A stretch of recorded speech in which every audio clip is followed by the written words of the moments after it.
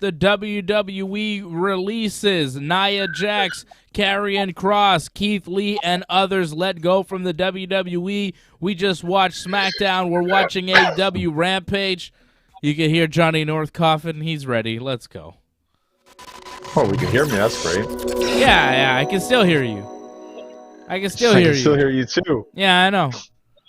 I gotta cut your mic off before the show starts, or you need to be quieter when I'm doing the intro. Something needs to happen, John. Something needs to change, because I can't be doing the intro for the show and hearing you coughing along. I started yelling at AJ yesterday. He was whistling while I was doing the intro. Gotta figure that out. I know the team is probably watching right now. Maybe they could help me out and cut John's mic while we're doing the intro. Anyways, what's up, John? How are you, man? I'm all right. I got a nice surprise here. I didn't expect Bryan Danielson to be wrestling tonight, so that's a nice surprise to start the show, Rampage. Yeah. Pretty good. He's wrestling Anthony Bowen right now, one half of the tag team, The Acclaimed. I was going to call them the John Cena guys. The Acclaimed. And the other guy, Max Caster, the rapper of the group, cut a pretty good rap promo on Bryan Danielson. Talked about how he's only famous from his wife's reality show. And then the line of the night. I mean, there's nobody that's going to top this. Nobody said anything better than this on SmackDown. You talk about bars, Johnny. I'm going to put you into poverty, dog, because I end careers quicker than your father-in-law. What? My God. That's brutal. And if you don't know, Bryan Danielson's wife's mother is married to John Laurinaitis. So his father-in-law is John Laurinaitis, who just released like 18 people from the WWE. So for him to drop that line tonight on Rampage, I'm going to put you into poverty, dog, because I end careers quicker than your father-in-law. Good God almighty. Hell of a line. Great stuff. It's a good line. I mean, it's not all on Laurinaitis, though. It's not like he's the main guy deciding, like, oh, these guys are all getting fired. He's just the guy who's dealing out the firings. That's it. So, I mean, it's kind of true, but it's he's the axe. Not completely accurate. Yeah, he's the axe. He's not the guy swinging the axe. But he is the one doing the damage, right? He's the one making the phone calls. He has a bit of a say. He sends the emails. Yeah, he's got a say. He's involved. So Max Caster and Bryan, or not Max Caster, the other one. Anthony Bowens. Anthony Bowens. Hey, I hear voices. Yeah, he I'm came not in Randy Orton, like.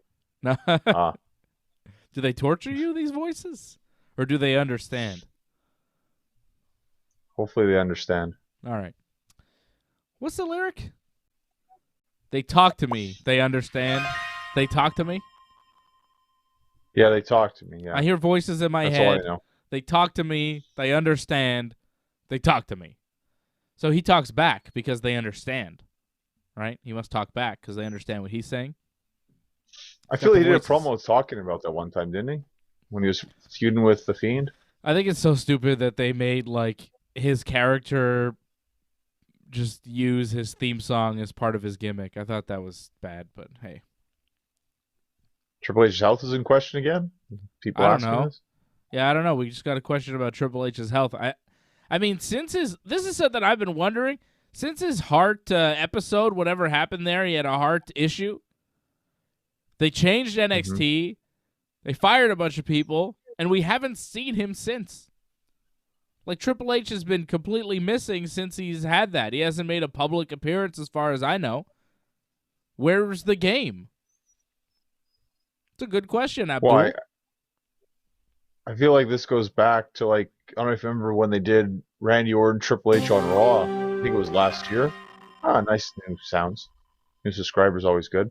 But remember that Triple H Randy Orton match on Raw where it wasn't really even a match?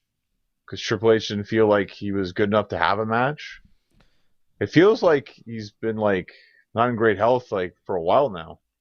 Yeah, but there was a heart thing, right? Like, he was in the hospital. Yeah, that was much worse. They said it may have been even considered a heart attack, depending on who you talk to. So, but I'm saying since that happened, we haven't seen him. He hasn't made an appearance saying, "Hey, I'm all right. Don't worry about me. I'm the cerebral assassin." Like none of that. We haven't seen him at all. So I wonder if he's okay. I hope he's all right. I'm sure Sending my best wishes to the game, as always. I'm sure if he wasn't, they'd say something. I don't think they would. Talk about that. I don't think they would. No, I think they'd mention something. It's not just suddenly, Triple H will pass away one day and they'll finally mention it and something. Whoa. I don't think they'll be like that. I don't think that's happening. I hope Triple H is okay. But there was definitely a Hart episode recently, and we haven't seen him since. So you wonder where the game is and how he's doing. I hope that old Trips is doing all right. Bryan Danielson just beat that guy Anthony Bowens, made him tap out. Never in doubt. Not surprising. Yeah, No. not surprised at all. Nice to add Bryan Danielson to the card, though. It was the last minute. I think it was just done today, adding Danielson to the show. Pardon me. But, yeah, I thought that was good. Great to see Bryan Danielson. Gotta love watching him on Rampage. Was that the first time he finished with the label lock?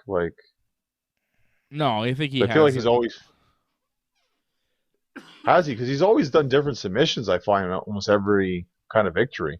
Mm-hmm. I feel like his first match, he used the label lock to win.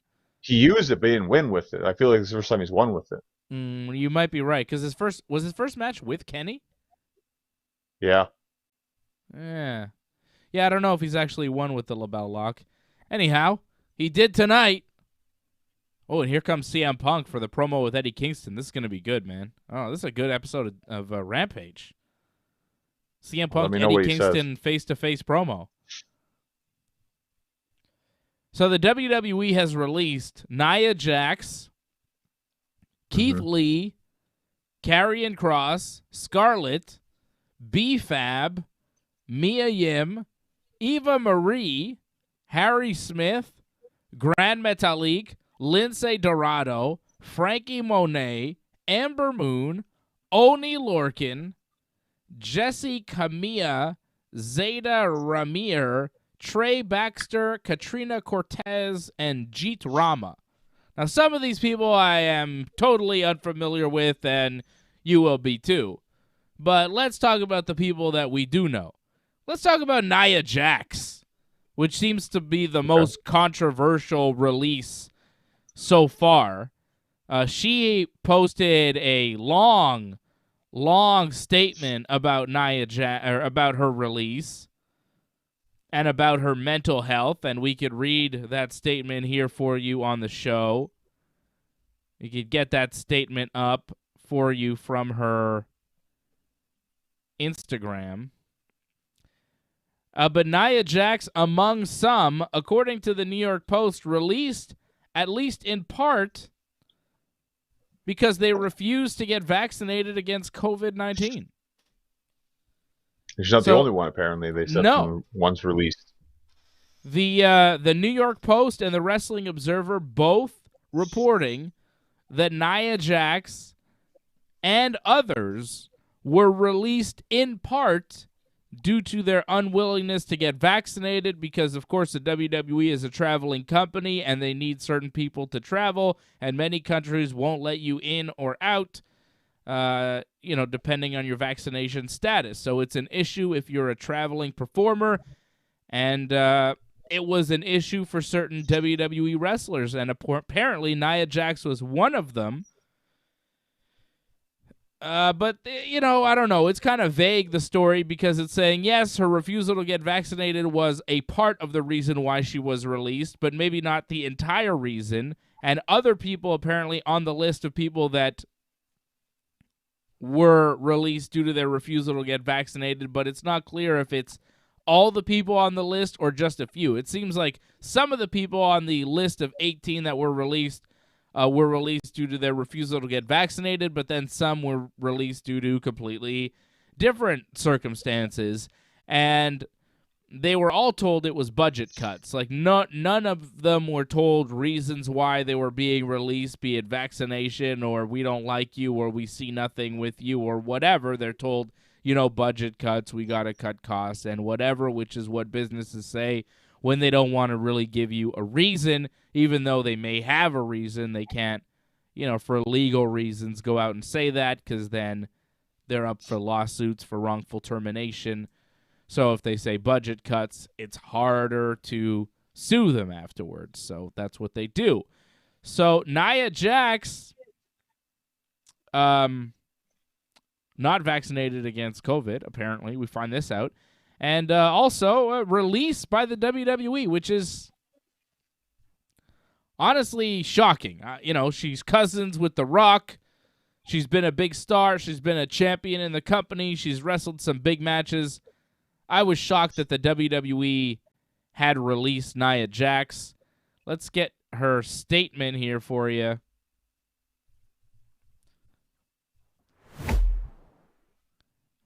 So here's Nia Jax. Yeah, it's a long one. From her Instagram.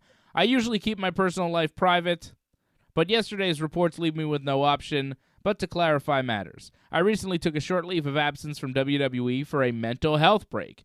I've been working through so much more than I can share, and so I took some time with the full support of the company to take care of myself. Earlier this week, after WWE sent me my schedule to return to the ring for the November 15th show, I asked for an extension to my mental health break, feeling that I needed more time and hoping that I would have the ongoing support of the company I have given my all to for the past 7 years. I did not receive a response. The next I heard, I was being released. My vaccination status was never mentioned. I wasn't given any choices or options. It breaks my heart to be so abruptly let go without consultation when dealing with so much privately. I love my career at WWE. I love the men and women I worked with, and I'm going to need time to process this huge loss. I appreciate those people who have shown understanding and compassion during an incredibly difficult time. Tough. Going through a tough time, and now apparently it's been made tougher, right? Losing her job. It's a tough break for Nia Jax. John, I know you never have sympathy for anyone when they're released, but, she seems to be dealing with some mental health issues and,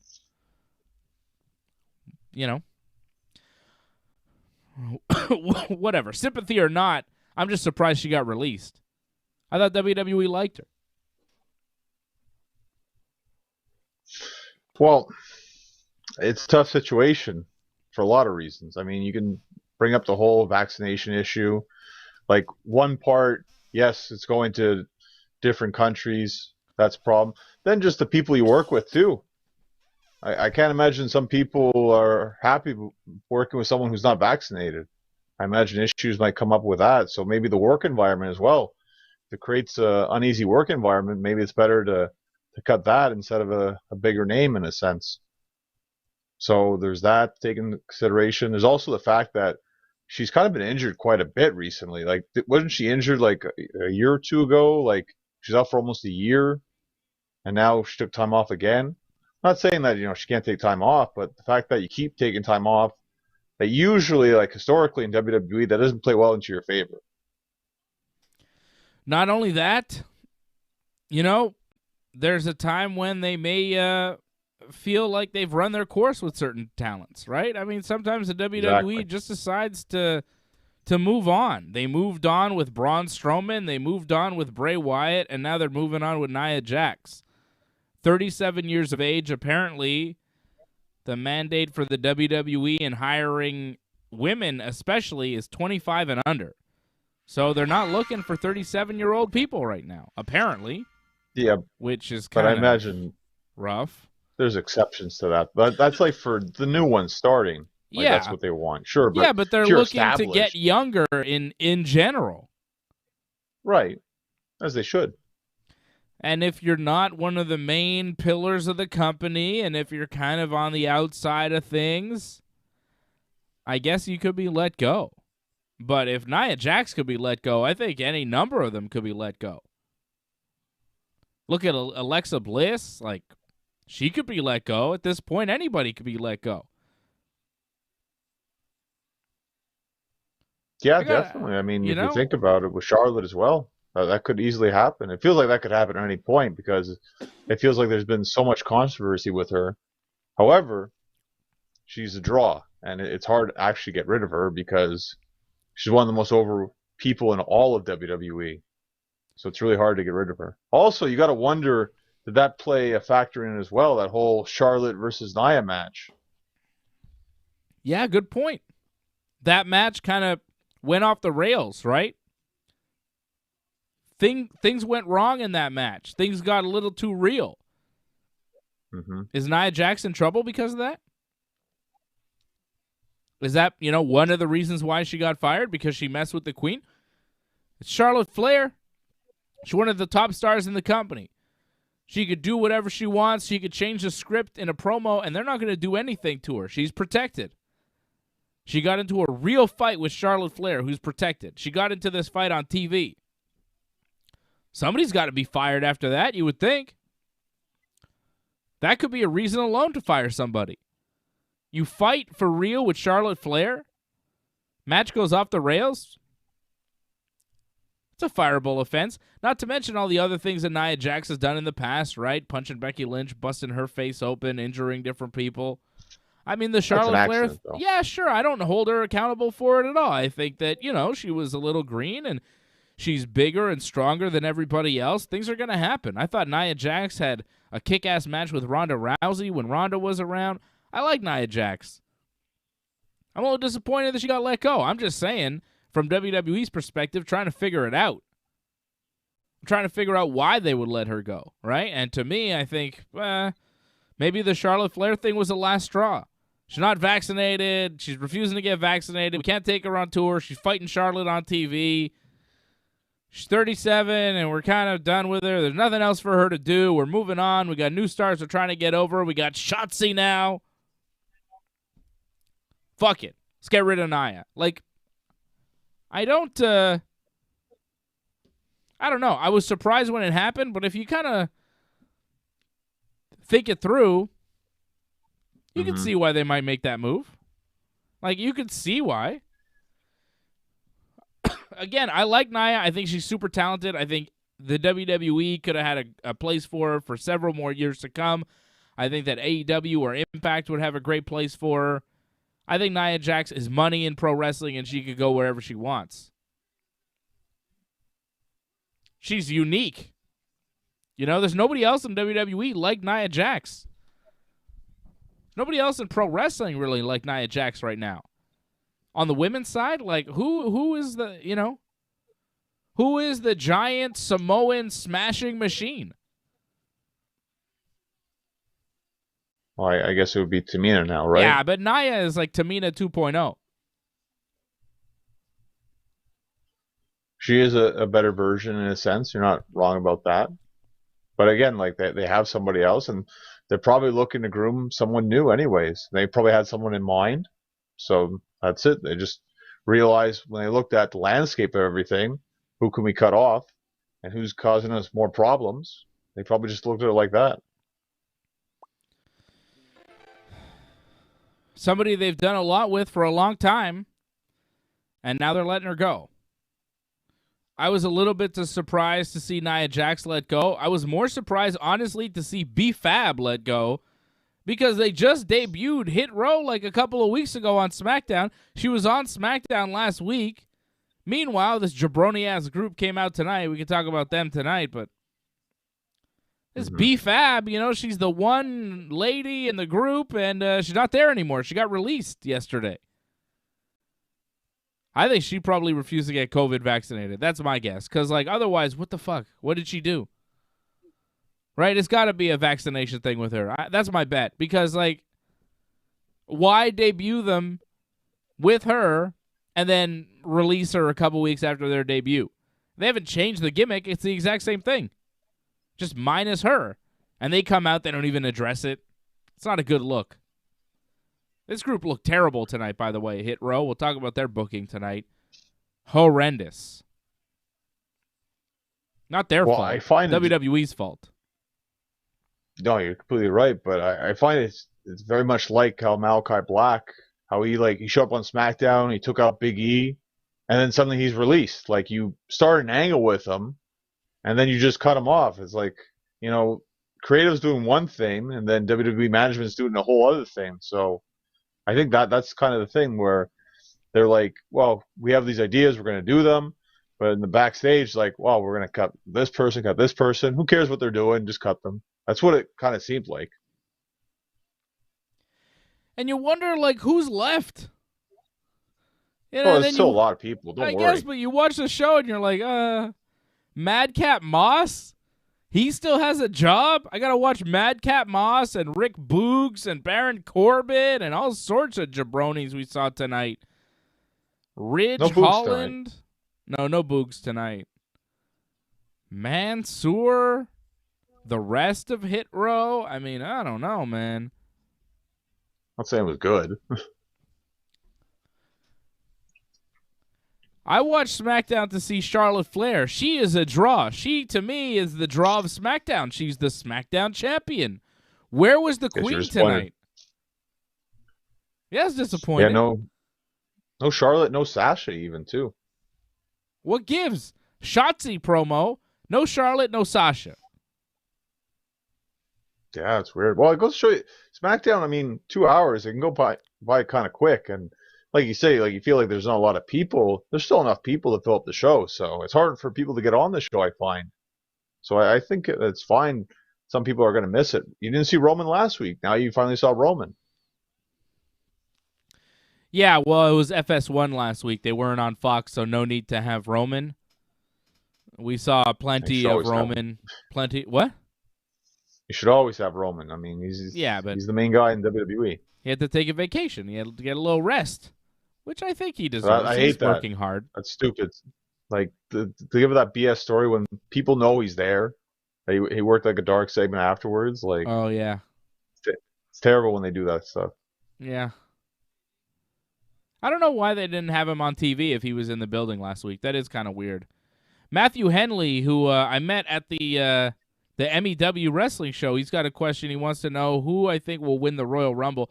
I've said it before. I think it's going to be, although I thought Xavier Woods. I was hoping for Woods, but now that he won the King of the Ring, and I don't know if they'll do it. I'm hoping for Xavier Woods. If it's not Woods, I'd say Triple H. I don't know. Oh, you're really just like shooting like random, aren't you? Like, just what a whatever, return! Like, throw a name. Haven't seen him in so long. He had a heart thing. He disappears from, he comes in number 30 in the Rumble. Hey, Roman Reigns, I'm the real head of the table. I'm gonna beat you at WrestleMania. No, that's believable. No. John, you've seen WWE booking. You know that's a believable story. Super chat. Huh? I don't think it's a good story whatsoever. Like, do you remember Triple H and Roman Reigns? That was a really bad WrestleMania. Oh, super bad. Didn't like it. So, I don't know. Who's your pick to win the Royal Rumble? John? It's 2 months away. 2.5. Well, it's tough right now, right? But I would say Seth Rollins right now. Safe bet. But isn't Seth going to get the WWE? He's going to get a WWE title match real soon, though, against Big E. Like, real soon. Yeah. I'm not saying he's going for the WWE title. Off that Rumble win. The Universe title. Shout out to Harold Schneider. Fist bump right back at you, Harold. Hitting the super chat. Thank you, Harold. That CM Punk Eddie Kingston promo looked pretty good. I heard some of it. It was pretty good. It got pretty intense. I'm going to have to watch it again because I was talking to you at the same time and not really on it all the way, but it looked pretty good. It did look pretty good. Eddie Kingston was saying things about CM Punk that seemed like, he felt for real. Calling CM Punk like an egomaniac and a narcissist and how nobody likes him in the locker room. And I mean, he did turn his back on a lot of people in the wrestling business, and we've heard things about CM Punk maybe not being the most friendly guy to deal with. So I think Eddie Kingston playing off some of that in the promo looked pretty good. And I think they're going to do the match at Full Gear, CM Punk versus the Eddie Kingston. Nia Jax been around the WWE for a while. She gets released. It's surprising. But Keith Lee Karrion and Kross, like those two guys brought up from NXT, stars in NXT, brought to the main roster, repackaged a couple of times, like brought to the main roster as themselves, and then Keith Lee was the Bearcat, and Karrion Kross had all that weird leather gimmick on him, and now they just said, fuck it. Released. That was a bit surprising to me. It was and it wasn't. It's kind of like the Aleister Black thing, like, yeah, Aleister Black is a guy who we're trying to push, but it's not really working, and let's just get rid of him. Lee and Kross are kind of in that category. I think that they'll find a spot in wrestling, though. They're both very talented. I feel like with Black, like at least they gave him some runs. Like he had WrestleMania matches. He beat Bobby Lashley at WrestleMania, so you felt like there was something there at least, or at least they were trying. With Kross and Lee, like Lee, I think had a couple pay-per-view matches, seemed decent, but Kross was really just starting out on Raw. The fact that they're like, oh well, he's not getting over, it seems like they gave up way too quick on that one. I'm very surprised by that. Like, why build these guys up in NXT and then just cut them off like a couple of months after that? That seems very, especially. Like Keith Lee was like the only ever double champion in NXT. They made him into like the biggest deal ever. I don't understand how it just fell off so completely. I understand he got COVID and he was out for a while, but it wasn't COVID. It was a heart issue. Well, because he got COVID, he got a heart issue. Yeah? I thought it wasn't COVID. Yeah. I don't know. You okay? Yeah. But still, like it's too bad that happened, but to just give up on him, I don't understand. I get momentum and everything, but it seemed odd to just give up on him so quickly. I guess someone didn't like him for whatever reason. I don't know. Like in NXT, it seemed like he was the best thing, and then once he got to Raw, it felt like he didn't belong, which is weird. He should have. I don't know what happened to Karrion Kross. That guy was pushed like crazy in NXT. Champion right away. The gimmick was stupid. Yeah, the gimmick was stupid, but it worked better. Like the Karrion Kross presentation in NXT with Scarlett, so good. It was really well done. He was scary. He was intimidating. He comes to Raw. He's got no Scarlett. He's got this weird leather thing on his chest. The mask. What the fuck happened? Yeah. It's terrible. I don't know. What do they do? Like they have something good. They push him real hard, and then they bring him up, and they're like, let's change everything and ruin him and then fire him. Why? I feel like though they would deny this every day. I feel like Bruce Pritchard has denied this many times, but sometimes they just bring guys up to just pretty much embarrass them. Yeah. It feels like they openly do that, and it's like they'll say like, oh, why would we ever do that? Well, you do that to just destroy people and make sure that they can never be a draw whatsoever anymore in wrestling. That's why you do it. Yeah, they're burying people. But people. They'll deny that. Yeah. Yeah. Well, they're not going to say outright that they bury people, but that's what they do. I think they buried Keith Lee on purpose. I think they buried Karrion Kross on purpose, too. And if they didn't do it on purpose, well, then it just shows how inept they really are. If they actually tried in earnest to push Karrion Kross, well, it just shows you how terrible their booking is. It shows you how terrible their creative vision is. Which, honestly, if you watch SmackDown tonight,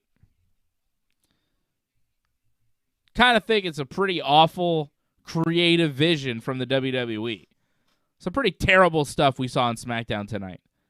Scarlett gets released along with her husband, Karrion Kross. Like, Scarlett never had a shot. Mia Yim gets released along with her husband or fiance or whatever, Keith Lee. Did she ever show up on Raw? Like, didn't they talk about her a bit? And then never. Okay. Wow. I guess they never really cared about her too much as well. I guess not. They never did much with her. They had her in NXT. She was doing all right. Main roster, nothing. She was in Retribution. Didn't go well. That was it. Eva Marie comes in with Doudrop, has a little angle with Doudrop, and then is quickly released. I mean, I won't miss her, but what the fuck? Why hire her in the first place? What was that? Well, that was them thinking that they could get more out of her kind of thing, and I think they just realized it was going to be more of the same. And it was fine for the time being. It helped get Doudrop over, right? But that's all they really needed to do off that, I think. I think Eva Marie was released because she refused to get vaccinated for COVID. I think she's a vaccine one. It's too early to cut the cord with her, and they like her too much, like to bring her back. I think it's a vaccine thing. I think Eva Marie is probably unvaccinated. That's my guess. She just seems like she's unvaccinated. I don't know. Well, it's tough to say who is and who isn't. I mean, Nia admitted it, so I could tell by looking at somebody. I could tell if you're vaccinated or unvaccinated, because I am vaccinated and we have the chip, so I get the little ping in my head, right? You know, John, you're vaccinated too. We get the little chip, and when we recognize another vaccinated person, we get the little the ding, from the Bill Gates chip that we're all implanted with, right? I have no chip. Yeah, I'm not That's sure a joke. about that. I'm joking about the chip. There's no chips. I'm just saying. You don't joke about that. People actually believe you. Yeah, I know people believe that. I know. I'm saying I'm joking. It's not true at all. I'm just kidding around. But yeah, I think some people you can kind of tell if they're vaccinated or not just based on some of the things that they say on their social media pages. It's kind of obvious which way they lean. Harry Smith apparently was another one of these people released because they were not vaccinated. Harry Smith, son of the British Bulldog. We had great hopes for him coming back for the WWE. Really excited. And yeah, there it goes. That didn't last. Didn't see him at all, really. Because I think they wanted him to be in NXT UK, right? Oh, well, can't go to the UK. There you go, yeah. Yeah. If he's not going to get vaccinated, it kind of ruins all the plans there. So, yeah, that just doesn't work. So that makes sense why they would release him.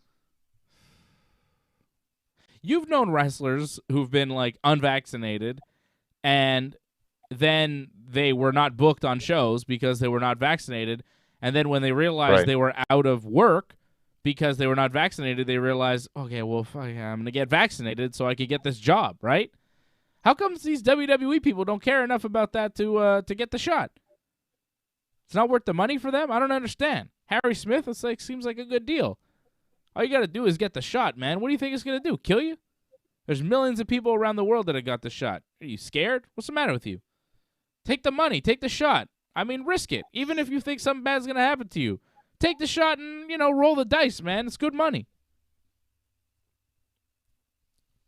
Well, I think you've heard it from, like, Tony Khan, and I think WWE said it too somewhere, that they don't say you have to get vaccinated.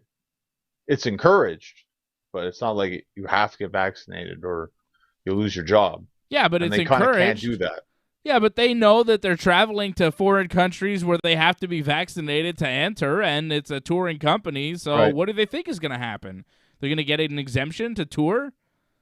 That's not how WWE works. And don't think that this doesn't coincide with their UK tour that starts, like, next week. Or maybe... Has it already started? I think they may be already, some of them in the UK. Like the Raw brand may be already there. Say it was this weekend, maybe? They start this weekend, something like that. But you're pretty much right on that, too. I mean, they're going to be touring. This is going to be more often now. They're going to be touring a lot. So, when you come to Canada as well, they're doing television. For you just to be absent for a good week or two, that might not work in their plans. So why not? Like, you become expendable then, because, like, well, we can use these guys who actually get vaccinated and we can use all the time. So why don't we go with them instead of people that are come and go? Well, that's it. It's easier to have people that you can use on all your tours, and you don't have to have an exemption list of, oh, well, we can't do this, especially with storylines that you want to continue overseas and stuff, right? It's difficult. It's difficult for the WWE to have people that they can't use because they refuse to get vaccinated. WWE is already in the UK right now. They're going to be in London tomorrow night for a big show. So the Raw brand's already there. I think the Smackdown brand is joining them. They'll probably be heading over tonight to the UK, the Smackdown crew, because they have a show, I do believe, in Liverpool that is a Smackdown show. In fact, that may be where Charlotte Flair is already. Charlotte may not have been on the show tonight because she's in the UK. It's possible some of them already made the trip. because I'm seeing Makes a Nakamura lot of and sense. Boogs. Nakamura and Boogs are advertised for the show in London.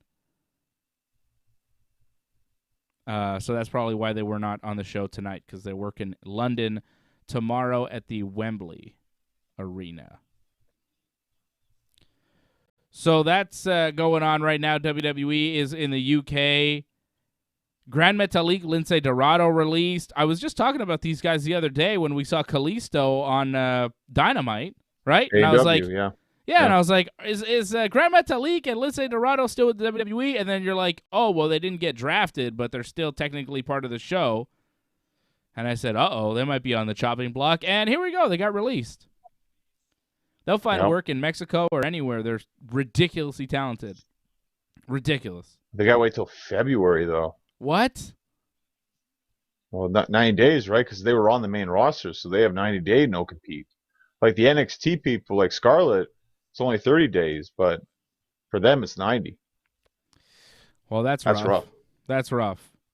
But I think they get paid during that time, so hey. Yeah, well, keep making that WWE main roster money to sit on your ass for 3 months. It's not so bad. It's not so bad. There are worse ways to live. You know what I mean? That's what a lot of these WWE wrestlers need to recognize. You got released, but hey, you got to work for the biggest wrestling company in the world. Do you know how many millions of professional wrestlers never even get a sniff at the big time?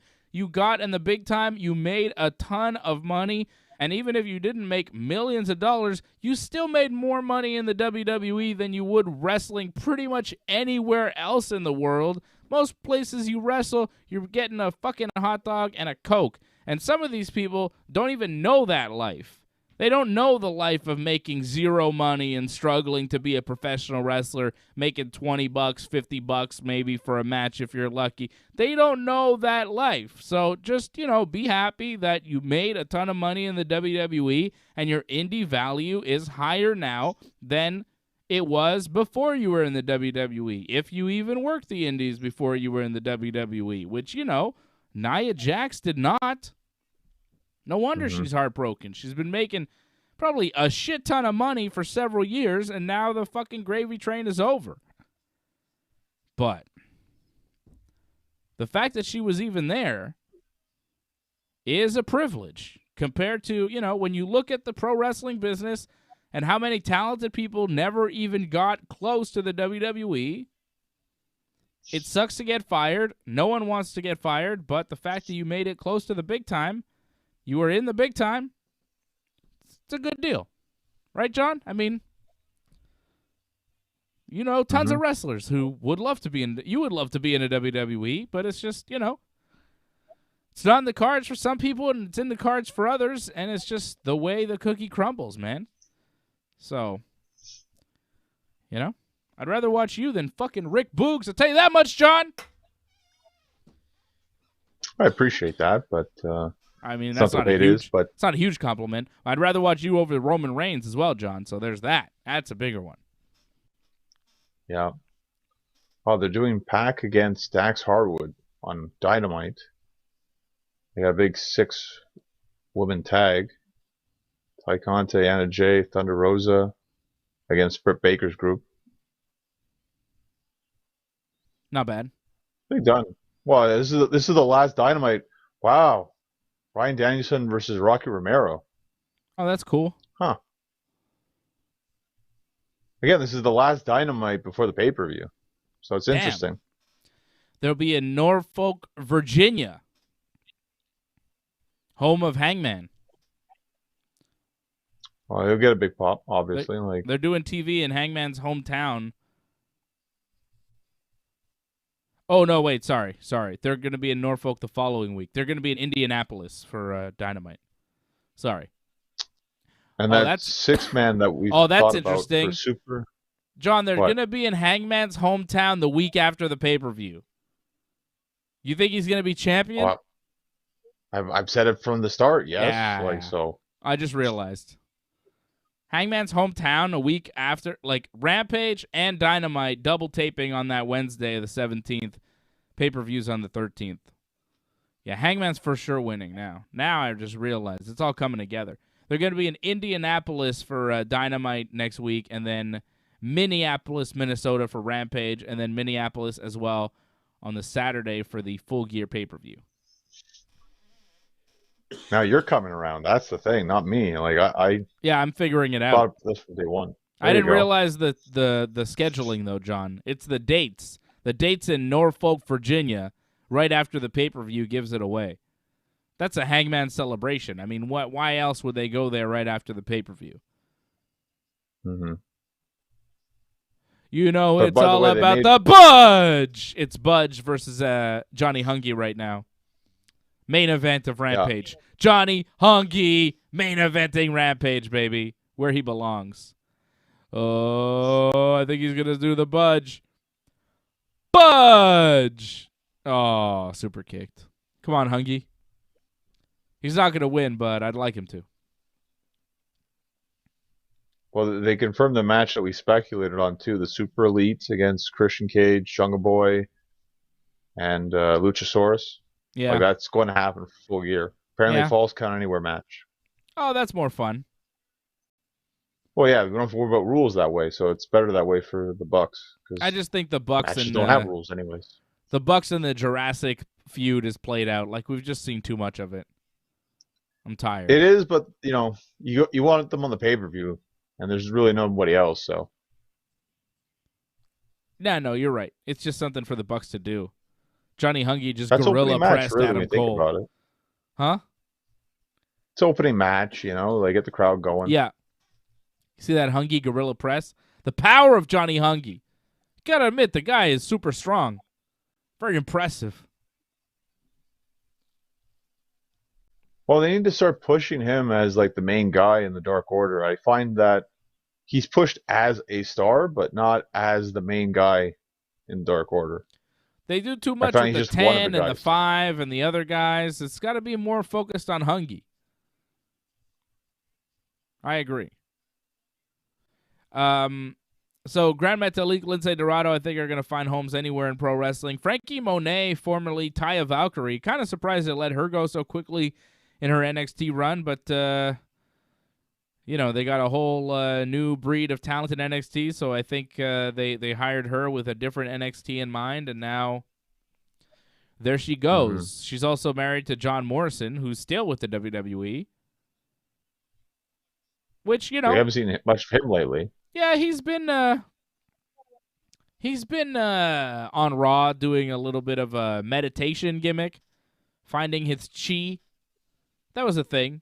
That's been a thing on Raw, just little John Morrison promos. But that's about it. Like, he could have easily been fired on this run, but they kept him, which is good. I like John Morrison. He's pretty good. His wife, Frankie Monet, did get fired. She could go back to Impact easily. She was a champion there. She was a big star there. I think AEW would work really well for her. She's talented. I'm a big fan of Taya Valkyrie. I think she could work anywhere. Someone's asking what channel Rampage is on. Rampage is not on a channel. You have to watch it only online. That's it. You have to have an app to watch it. Yeah, it's on an app. Shout out to Anthony watching us from London, England. Anthony, are you going to the WWE show tonight? Tomorrow night? I think it's tonight, tomorrow, technically. he said, with his son. Oh, he is going. Well, I guess it is now tonight. But yeah, he said he was going. Oh, awesome! He's on at Wembley tomorrow, taking his son. Oh, that's awesome, Anthony. Man, enjoy the show. Enjoy the show. Let us know how it goes, man.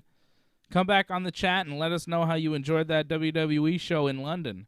Very cool. That's a place I'd love to see the WWE, London. Right? Wouldn't that be great? Great crowd, you know? That'd be fun. Haven't seen a show in London. Hopefully they get a pay-per-view. Yeah, they should get a pay-per-view. I think AEW is going to do a pay-per-view there.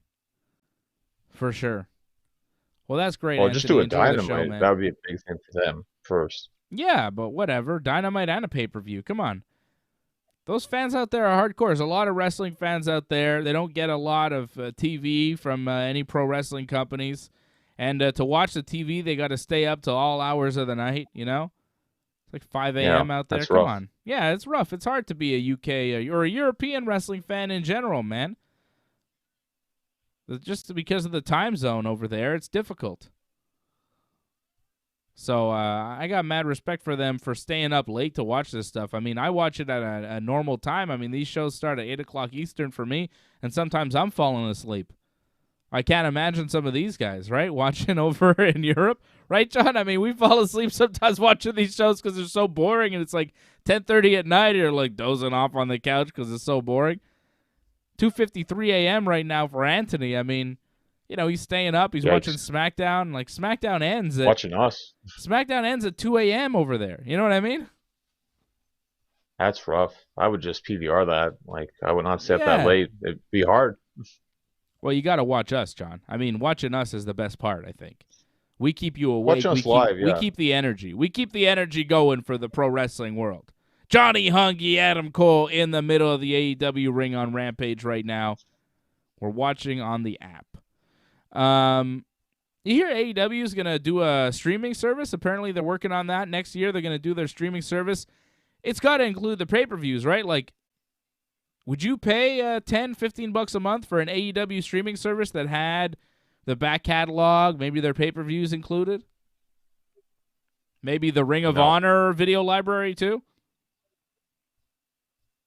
I mean, the Ring of Honor thing's a little tempting, but just with the AEW stuff, definitely not.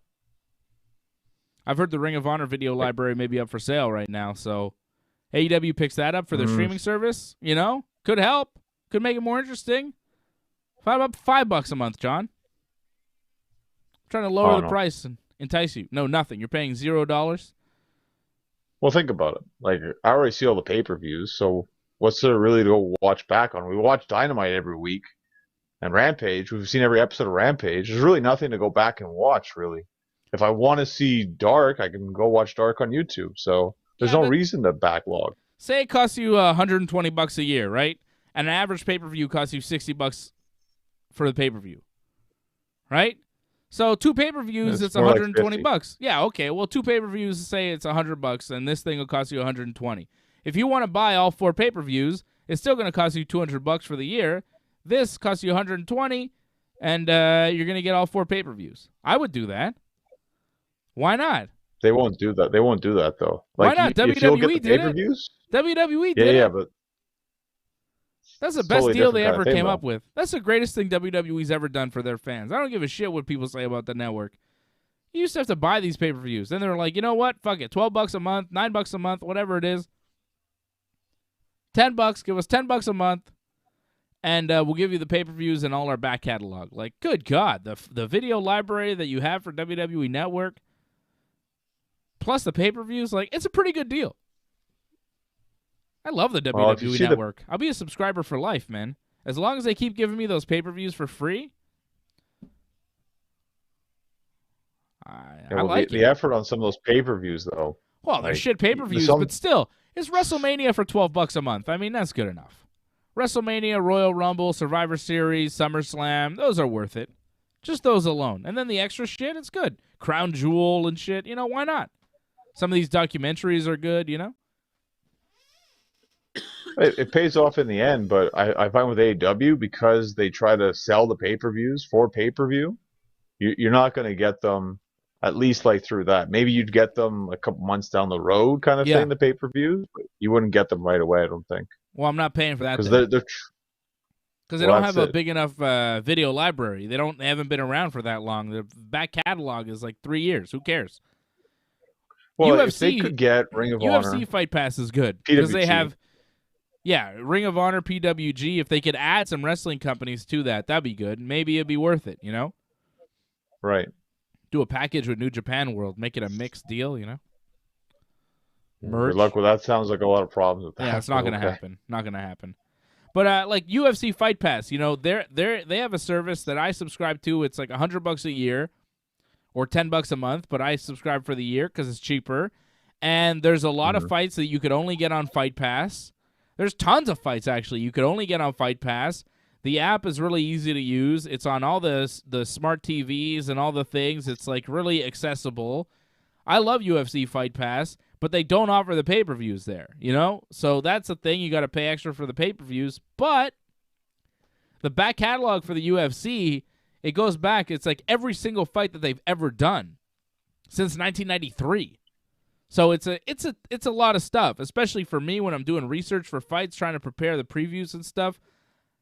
Any fight I want to go back and see, I just got to type in the guys' names and boom, the fight is right there for me, and I can watch any fight in the history of the UFC and Pride and Strikeforce and WEC and you know.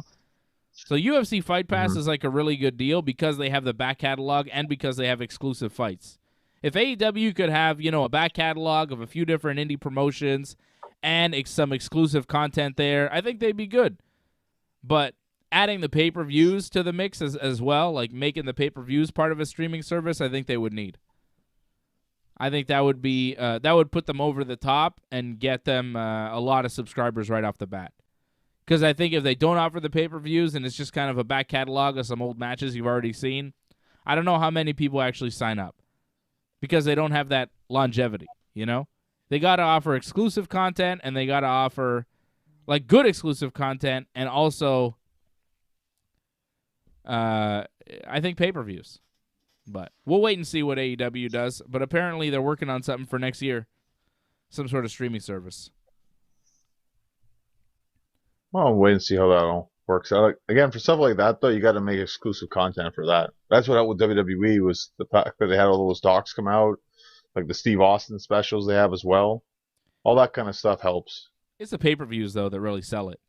I mean, those pay-per-views were costing $50 a month or whatever, and then all of a sudden they're like, oh, it's $10 a month now. Plus everything else. Like, it's pretty good. For me, anyways. For me, I was like, what? Free pay-per-views? I'll take that. Adam Cole just beat Johnny Hungy. No, you're right. Right? I know I'm right, John. I mean, you weren't ever expecting that to be in doubt whatsoever. But, I mean, yeah, to get that main event spot, that's a win for itself for him, is it not? Yeah, and he had some good offense there. Like, that was a good spot for Johnny Hungy. You expected Adam Cole to win, but Johnny Hungy got some over. It was an even match. That was good. I'm happy for Johnny Hungy getting that spot. But elsewhere in the WWE releases, Ember Moon, former champion, they released her. Sign her up, former AEW. NXT champion. She was not a champion on the main. No, eh? I feel not. I feel only in NXT. She won the tag titles in NXT, and she won the NXT Women's Championship, but that was it. They did a lot with her. She's a super talented wrestler. I don't know why they would release Ember Moon, but if I were AEW, I would sign her. Like, of all the I think people, it was injuries again. All the people that were released, who do you think AEW should sign? Keith Lee. He'd be your top pick? Yeah. I think he's very talented, and I feel like he's very unique to what AEW doesn't have. Yeah. That he stand out the most, I think. I think you're right. Hire Mia Yim, too, while you're at it. Why not? Yeah, sure. I mean, if she wants to. I think she'd be good for their division. Thing is, she used to be an Impact, so maybe she would want to go to Impact more. I don't know, but, that's up to her. Again, 90 days. So you got to wait till February for these two. All right, well, those are the releases. Have we got into SmackDown? Did we not talk about SmackDown? My God. We've glossed over SmackDown. Talked about things here and there. Yeah, Roman Reigns started off the show with a promo with Paul Heyman and the Usos. Roman says he took a vacation last week after beating Brock Lesnar, and he's wondering how the Usos lost to New Day last week, and he wants Jimmy Uso to make up for taking the pinfall last week. King Xavier and Sir Kofi show up, making fun of Roman Reigns, saying he's head of the table all the time. I thought Woods' promo and Kofi's promo was pretty good when they came out there. Woods says he's going to beat James Uso tonight, and when he does, he will bend the knee. James Uso, the stipulation was if Uso loses, he must bend the knee to Xavier Woods and acknowledge him as the king, but if Xavier Woods lost, he would bend the knee to Roman Reigns and acknowledge him as the tribal chief. Fast forward. That wasn't clear in the promo. It wasn't? I thought it was. Well, it was clear that if Jimmy lost, he had to bend the knee, but then suddenly they just added that whole like, oh, if Xavier loses, he has to bend the knee. I don't feel like they ever mentioned that in the promo whatsoever. I think Woods said he would acknowledge Roman if he lost the match. Right, acknowledge and bending the knee, two different things. I suppose. Roman Reigns backstage with the Usos. He says he takes one vacation on SmackDown and the whole show sucks. It's almost as bad as Raw. And then Jimmy Uso started laughing, and Roman says, "Hey, am I here to pop you?" And I was like, oh, I understand what you mean. He's saying, hey, Jimmy Uso, don't laugh. I'm not here to make you laugh. Pop you means, kind of get you to emote, get you to laugh, or, to pop. It was an inside wrestling term, right, to react. It was an inside wrestling term that he used, but for somebody who doesn't know that inside wrestling term, I think most people would think, because I kind of thought, like, what did he mean there? He's like, am I here to pop you? Like, I'm not here to pop you, like, punch you in the face? Because that could also, punch you, yeah. Right? You know what I mean? Right. So it was a weird way to use it. It was very inside wrestling. I got it, but I think a lot of people maybe didn't get it. You think I'm here to pop you? And I was like, oh, that was a pretty inside term there, Roman. Because a lot of people would think maybe you're here to punch him, but that's not at all what you meant in the context. So that was a weird little bit, right? That was strange.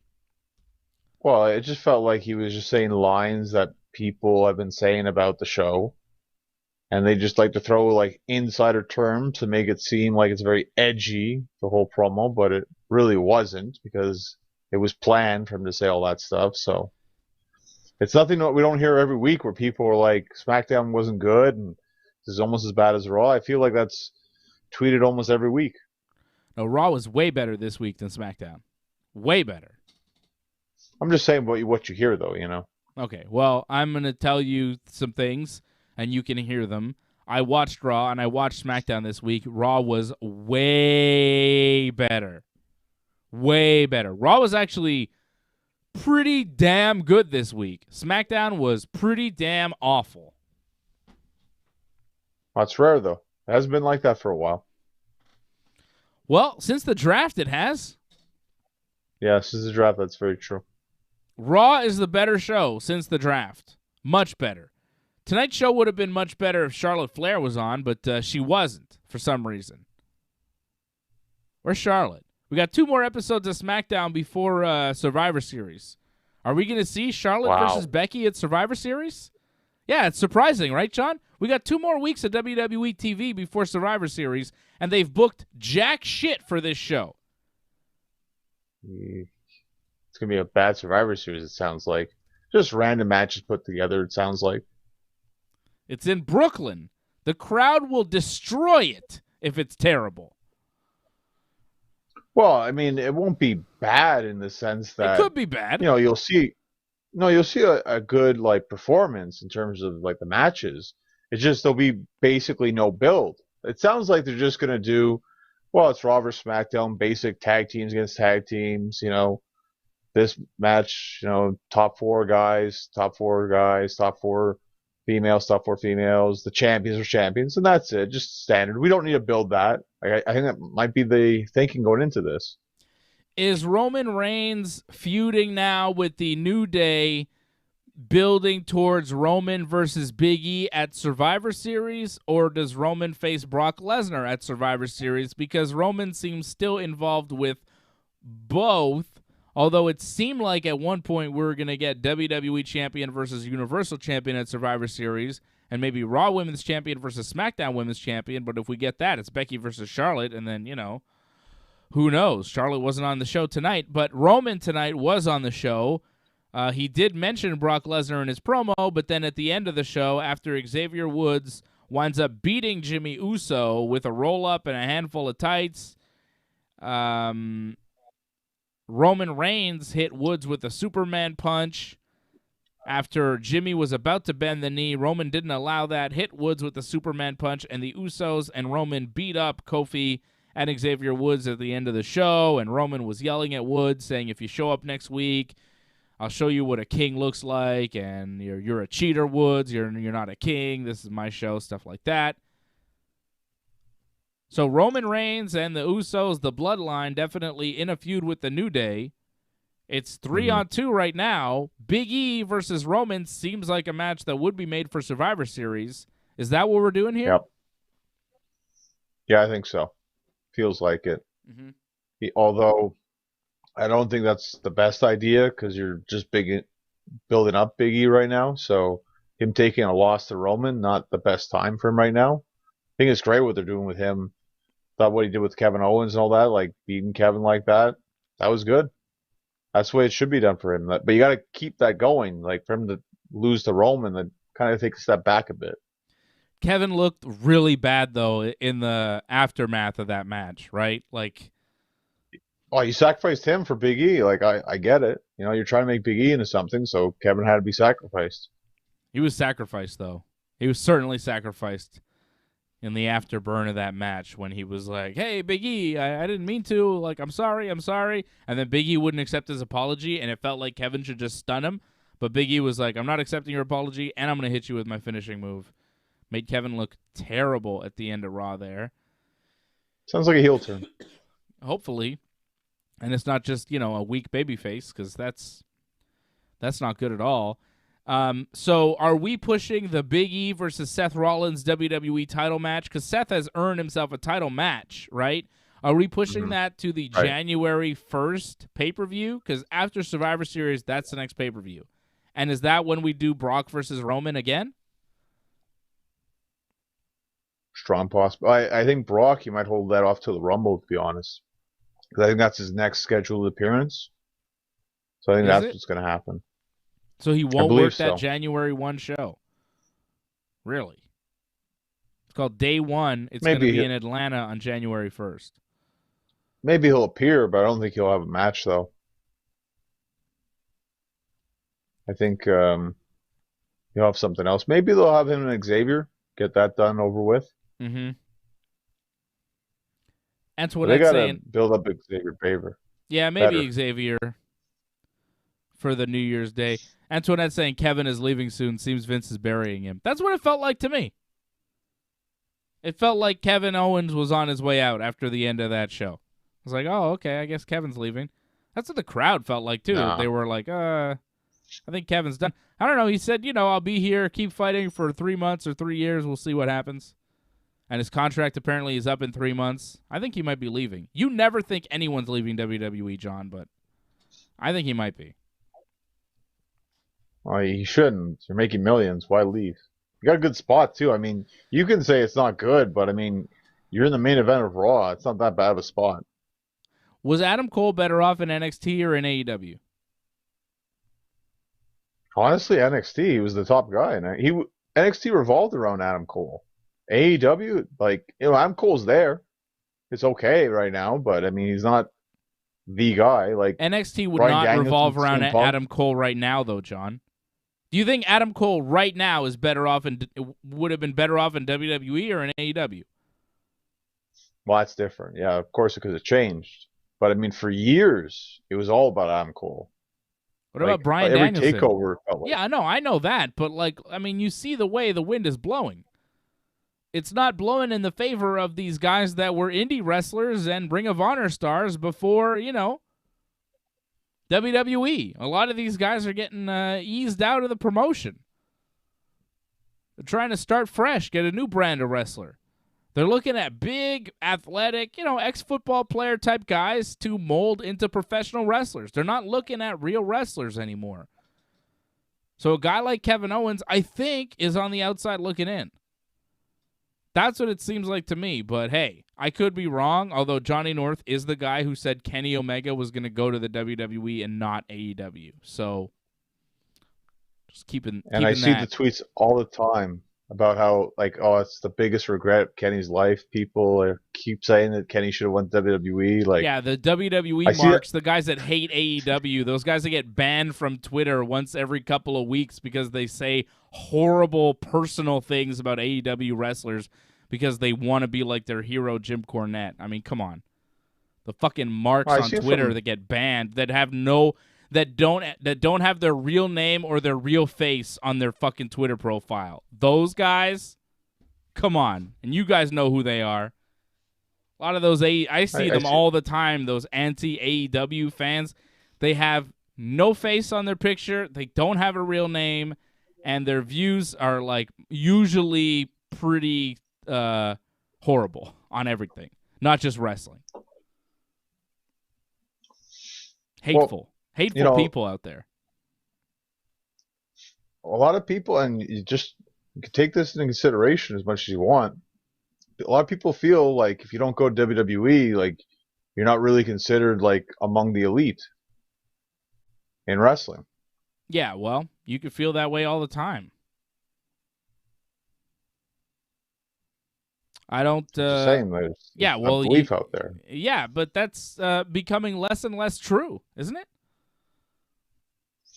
Well, AEW is growing. There's no question about it, but it's a slow build. Yeah, okay, it's but not not even close to WWE yet. Not even close. No, but you can see that they're moving in the right direction, and the WWE seems to be spinning in circles. It's confusing television from the WWE. Let's talk about Hit Row. They're trying to find their way. Let's talk about Hit Row for a second, okay? They're not trying to find their way. They don't know what their way is. They're so confused. They don't know how to book wrestling anymore.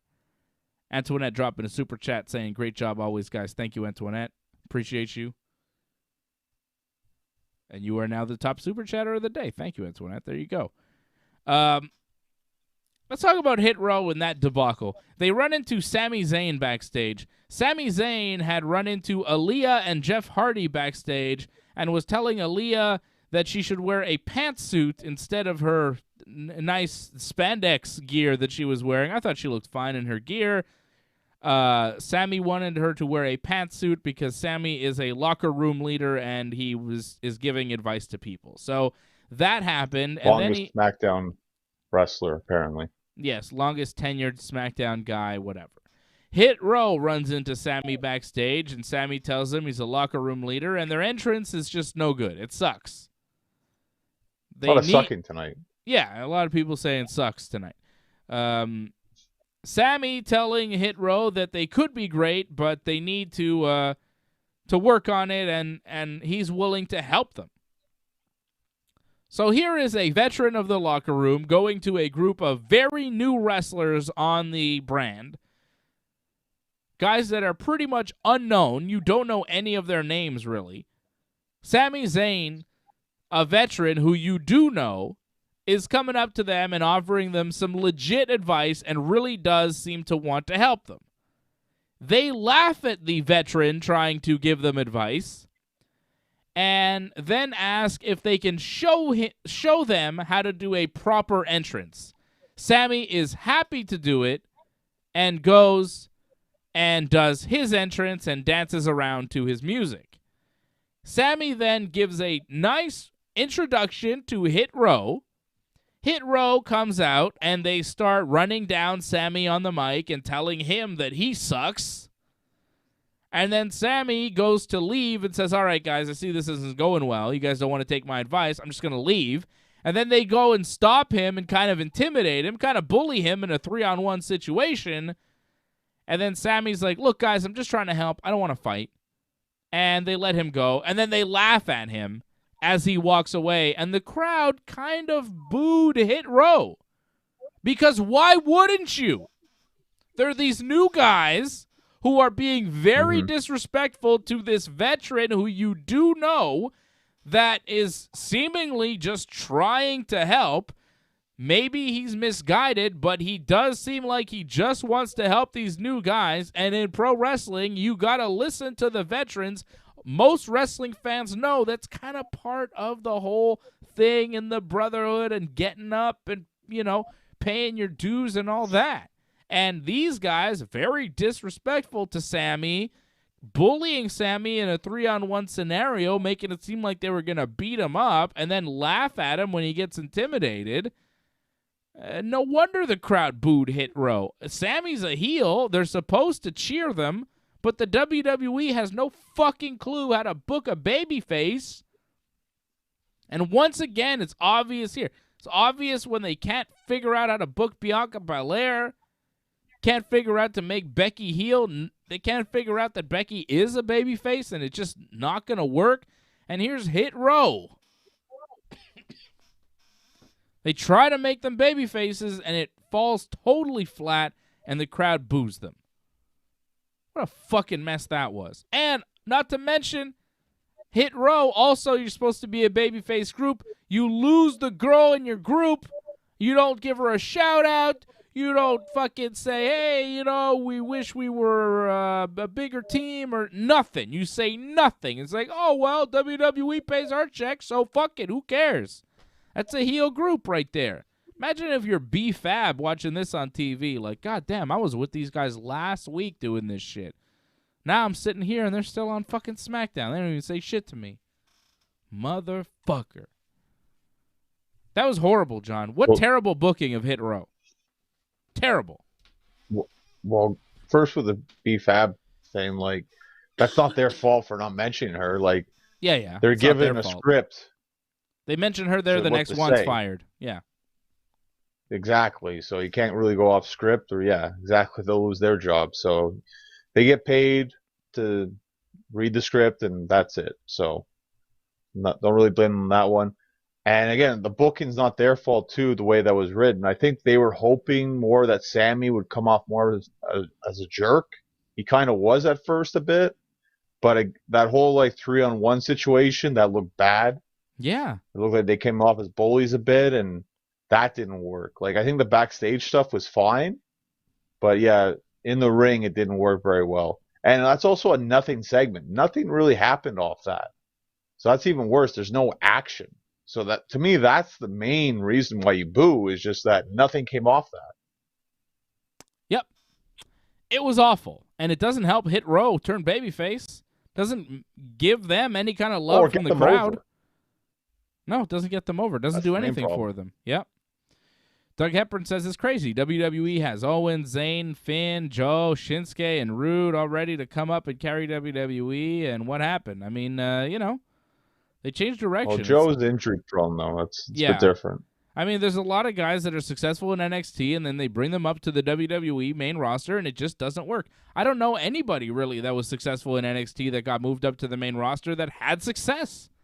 It seems to be a curse, if anything. If you're NXT champion, it's a goddamn curse. How many NXT champions have had success on the main roster? Other than Seth Rollins. Big E and Seth. They were what, the first two champions? Yeah, they were. I know it's rare. You could say Drew McIntyre as well, but it's a different story with him because he left, came back. But I mean, Sammy, Pac, Bo Dallas. Bo Dallas, there you go, Doug. Bo Dallas. Wow, someone said at the same time too. Wow. Yeah, good stuff. So many guys. I mean, even Finn, as over as he was. Keith Lee, Karrion Kross, Andrade. I mean, the list goes on and on of guys that were NXT champion. Sami Zayn, Kevin Owens to a certain extent. I mean, he had his runs on the main roster. Malachi Black, right? Yeah, Aleister Black. Was he NXT champion too? He was, eh? Fuck, man. Pretty sure, yeah. It's a curse. Who's NXT champion now? Oh, Tommaso Ciampa. Well, forget about it. Forget about it, Ciampa. You're never going to do anything on the main roster. It is. Come on, man. Ciampa's the NXT champion until they give it to the Steiner guy, and then Ciampa will be fired too, just like the rest. It's fucking crazy. Ciampa's fucked. Ciampa's fucked. NXT champion, you're fucked. Yeah. It's a new curse in wrestling. If you're NXT champion, you are cursed. People take it as a badge of honor. It is not. It is a curse. Well, regardless, though, he's had a very good run, though, in NXT. Yeah. A lot of great matches over the years, so I don't think he'll look back and be like, this was a horrible thing that happened to me. Like, it was probably some of the best things that ever happened to him in his whole career, so. Yeah, but when you get signed to the WWE, you think, hey, maybe I'll have a match at WrestleMania one day. Not this guy. Yeah, don't think like that. Not everyone should think like that. Well, Sadly. I mean, I think when you get signed to WWE, you have hopes and dreams, It's like, oh, shit, WWE, Maybe I'll win the Royal Rumble. That'd be sick. But very few of them can win that Royal Rumble, you know? Very few of them could be the top dog. That's why when you get these top positions, you better goddamn well perform. When you get these opportunities, you better perform. Roman Reigns? Think about what he's been given. It's pretty goddamn miraculous. Like, he's been given a lot. I hope he's grateful for all the things that he's been given. Naomi beat Shayna tonight with a roll-up, but then Sonya Deville decided that the match needed to be restarted because Naomi should have broken the hold with the rope break. It was very weird. Made no sense, and it was just a dumb reason for Sonya to come in and restart the match, which just distracted Naomi when Sonya decided to restart it. And Shayna grabbed her and choked her out, and Shayna won the match technically, but, I mean, dumb. So what happened was Shayna had Naomi in her chokehold. Naomi grabbed the rope. The ref counted 1, 2. Of course, at the count of 5, Shayna would have been disqualified. But Shayna pulled Naomi off the ropes, and with the momentum, Naomi was able to roll up Shayna and get the win. And for some reason, Sonya Deville decided that that was illegal from Naomi, and she should not have won the match. And then they restarted, and Shayna won. I mean, how long? How many weeks now have we gone with Sonya Deville fucking with Naomi? At first, it was like, I won't give you a match, and now it's like, I'm going to give you a match, but I'm going to fuck you over, and it's going to be against Shayna and me in some capacity. Like, why is this still going on?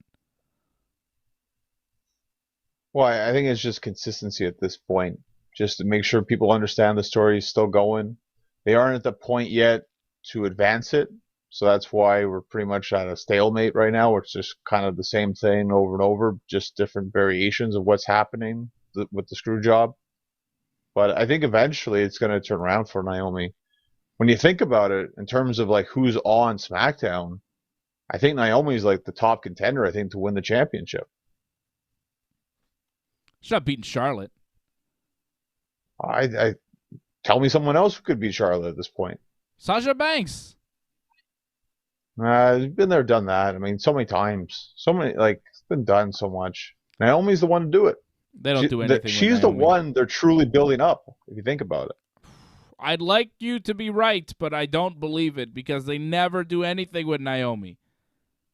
Every time you think they will, they never kind of pull the trigger. They have a couple of times, like she's won a belt a couple of times, but she hasn't had any significant runs with it. Won a Battle Royal, WrestleMania. She should join the Bloodline, be a heel champion, but there's too many heels on SmackDown. And you do that after. And she's such a baby face, though. She's got no mean bone in her body. She's so nice. You know? That's why win the title. She's such a baby as a face. Then have a heel run as champion. Didn't Bayley do the same thing? Yeah, but Bayley can be a heel. I don't think Naomi's got that in her. Well, there's a story put in place where they could make that work. But again, like, I think you've gone this far with this. You've built up so much sympathy for Naomi. I mean, at the very least, she's got to beat Sonya in a match, right? At the very least. But I think you can actually go all the way and give her the championship. I think this is kind of like the test to see if they can do that. Well, I think the main thing now is that she's got to keep it, in terms of her matches, just keep it simple. Because I find sometimes her matches go a little bit off sometimes. Yeah, her match with Shayna was real simple tonight. Like, a little too simple. Yeah, it looked a little rougher on the edges, no question.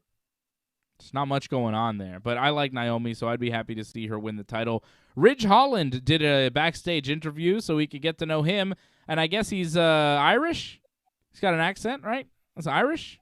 He loves Sheamus, so I guess he's Irish.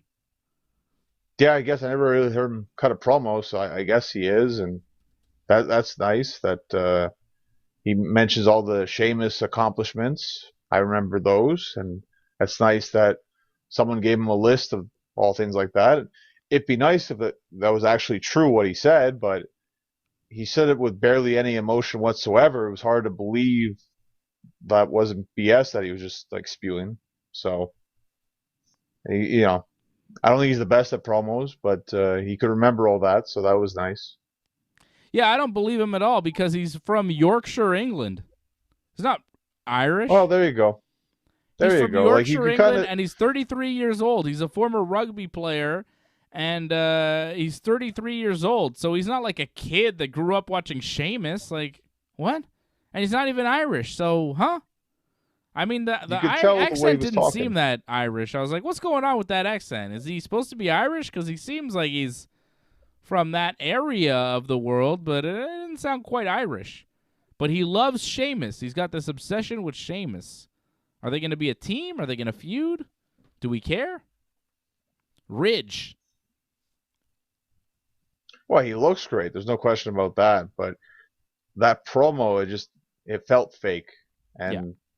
And you could say all the right words, which he did, but if they don't have true feeling behind it, you can see through it, and that was the problem with that. I like Shotzi's promo. I thought Shotzi was good. There felt like there was emotion there. Shotzi says, I turned on Sasha last week because I'm tired of everything happening to me in the WWE. I've lost title opportunities, my tag team partner, even the support of the universe, and I've had enough. I didn't like Sasha patronizing me, and now she's the target, and I don't need a tank to take her out. I thought it was good. It was a solid promo from Shotzi, believable heel. I thought it was fine. I liked it. Compared to the Ridge Holland promo we saw right before that, I was like, oh, yeah, this is much better. Much more believable. Well, I can believe her frustration with a lot of things, like how, she was number one contender for the tag team titles and never got the title shot. So that was very frustrating, losing your tag partner, and there's no follow-up whatsoever, nothing with that. So, yeah, a lot of frustration with that. And then suddenly, whoa, I'm a heel now. So, yeah, I can understand a lot of that anger, and you can just put that into a promo. Super chat. Where's her tag team partner, Tegan Knox? Apparently on Raw somewhere. I haven't seen her. I like Shotzi. Los Lotharios. That's the name that they're giving him. Angel Garza and Humberto Carrillo are now Los Lotharios. Not even the Lotharios. Of course, they're Spanish, so they have to be Los. They beat Cesaro and Mansoor, though, who are apparently a tag team. And Cesaro. Yeah, poor Cesaro. He got the pin, not Mansoor. The fuck was that? That's a fall from grace for Cesaro. Remember, he was wrestling for the championship like a couple months ago, and now you're losing like in the second, third match on SmackDown. Yikes. To Angel Garza and Humberto. Like, not even to Roman, And I'm sorry, but that finisher? That's not a finisher. That's a nice little tag move, but finisher? Oof, that's rough. Good job into that. I don't like the name Los Lotharios. I don't like the gimmick. I don't like that Cesaro took the fall. I don't like Cesaro was even in this match teaming with Mansoor. I think it's all bullshit. Cesaro's going to wrestle Walter on this UK tour. I wish I could see that shit. Ugh. I would love to see that match. They tape everything, so, I mean, we'll see it somehow, some way. If they don't bring that to television, like that match, the tape of that match will come out somehow. So I wouldn't worry about it. I love Walter. He's so good. Don't bring him to the main roster. They'd fuck him up so bad. Make him dance or something. Yes. Stay in the UK. I agree. Yeah. Stay away from the main roster, Walter. You're doing the right thing. You're so fucking good. Doug Hepburn dropping a super chat saying he can't wait to watch Dark Side of the Ring and then the steroid episode and then watch our review after. Great job, guys. Thank you. The Dark Side of the Ring steroid trials review we did last week here on the show. Last Friday. I guess Doug missed it. Thank you for the super chat, Doug. I believe you are now the super chat leader of the night. Thank you, Doug. Ricochet answered Drew McIntyre's open challenge and lost after getting hit with a Claymore. Never in doubt there. Mustafa Ali asked Ricochet to team up with him after Ricochet lost. Ricochet said no because Ali is not a winner. He's a whiner who always makes excuses, and he also is not very nice to his tag team partners. Treated Mansoor like garbage, and he's just a jerk.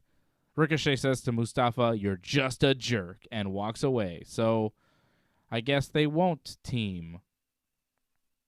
Maybe wrestle each other. Oh, how exciting. I mean, the matches will be good, but again, who gives a shit? Because they're not doing anything really with these guys. They're good wrestlers, but they have no creative direction. Happy Corbin and Madcap Moss host Happy Talk. They Yikes. actually had an in-ring segment where they talked. It was a promo. It was so bad. They do their little jokes. They're really bad. They laugh. They talked about Shinsuke and Boogs a bit. The Viking Raiders were the guests. Corbin says that they don't look happy because, of course, he's happy, Corbin. But Eric looked happy to me. Somewhat. Not that happy, but You didn't notice what was going on with Eric when he came into the ring? what was going on with him? His helmet was falling off? No, you didn't notice anything odd about Eric when he came into the ring? Oh, what was going on? I mean, I don't know, but he appeared to have erection? It could be just his trunks, the way they moved or something. That happens. His little Viking was sticking right out there. It was like really just straight out. I was like, what the hell's going on with his dick? Does he have a boner? What's going on, Viking Raider? It was really strange. Just when he came into the ring, go back and check it out, okay? I'm not making this That's up. something I looked for. Well, It's not something I looked for. But it's hard not to notice, John, when a guy's standing in the ring and his dick is like pointing. Usually you don't see that much dick. It's not something I bring up very often, but Eric came in and Corbin's like, "You don't look happy." And I'm like, he kind of does. He kind of does. well, years of watching Val Venus, I guess, you just get used to it, I guess. Val Venus never had an erection in the ring. I felt like they kind of made sure his trunks made it seem like he did.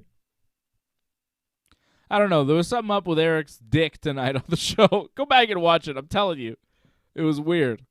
The Viking Raiders then beat Happy Corbin and Madcap Moss in a match via countout. When Moss was getting beat up, Corbin pulled him out of the match, and that was it. It was a countout.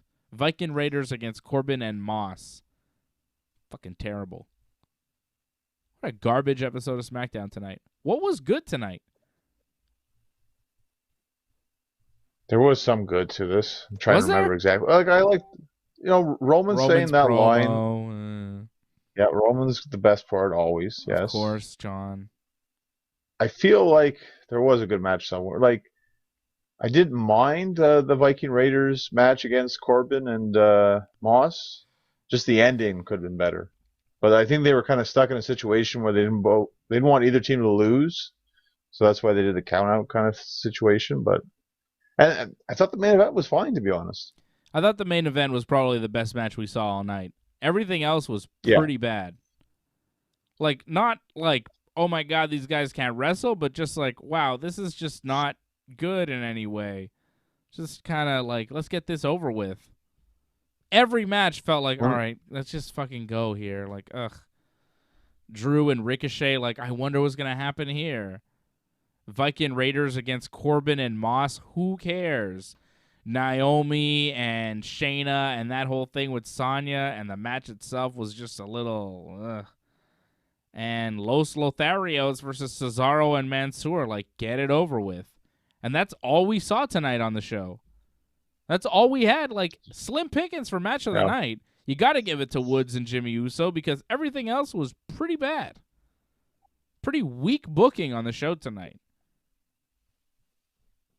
2 thumbs down for SmackDown. Raw was so good this week. Dynamite was so good. Even Rampage looked pretty good from what I was seeing. SmackDown is the worst show I saw this week, by far.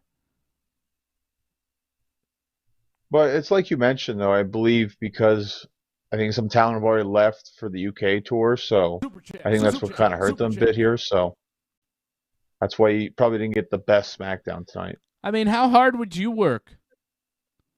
Everybody, like, a bunch of your friends got fired yesterday. Now you have to go on a tour of the UK. You're about to make a huge flight. You're in Evansville, Indiana. Even Roman Reigns was like making fun of the town, like this nothing town, and you're lucky I'm here. Evansville, Indiana. You're not even in Indianapolis. You know, where's Evansville, Indiana? Not many people know. It's not a huge city. So they're in Evansville. They're about to go on a tour of the UK, and everybody got fired yesterday. You think the guys and girls are in the mood to fucking work hard tonight? On a nothing SmackDown with shit booking? I don't fucking think so. I wouldn't be. I wouldn't give a fuck. I'd be mad. Thanks, Harold, for the super chat. Thank you, my friend. Thank you. But, I mean, come on, man. Morale's got to be in the toilet for this show. Fucking got to go to the UK, do this whole tour now.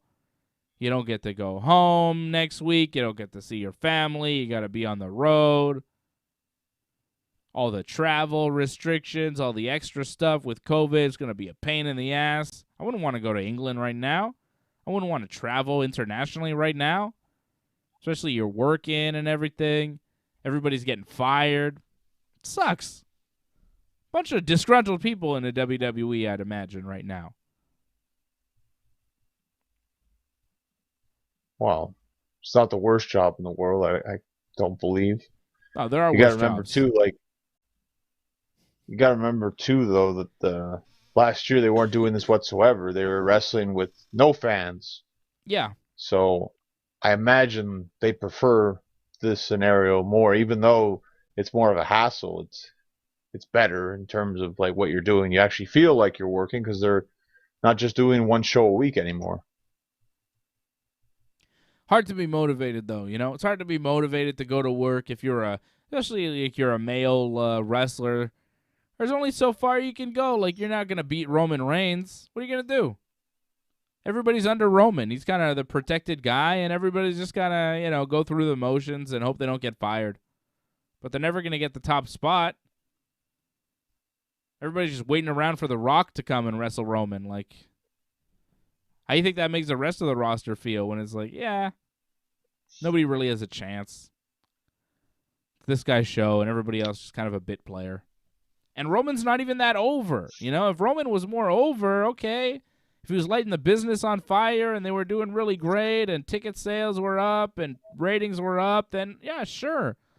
But he's just this anointed guy that's doing an all right job as a top heel, but he's never lit the business on fire, And to me, if you're going to be given all that shit in the WWE, you should have produced a little bit more results for the company than what you've produced, which is barely anything, as far as I can see.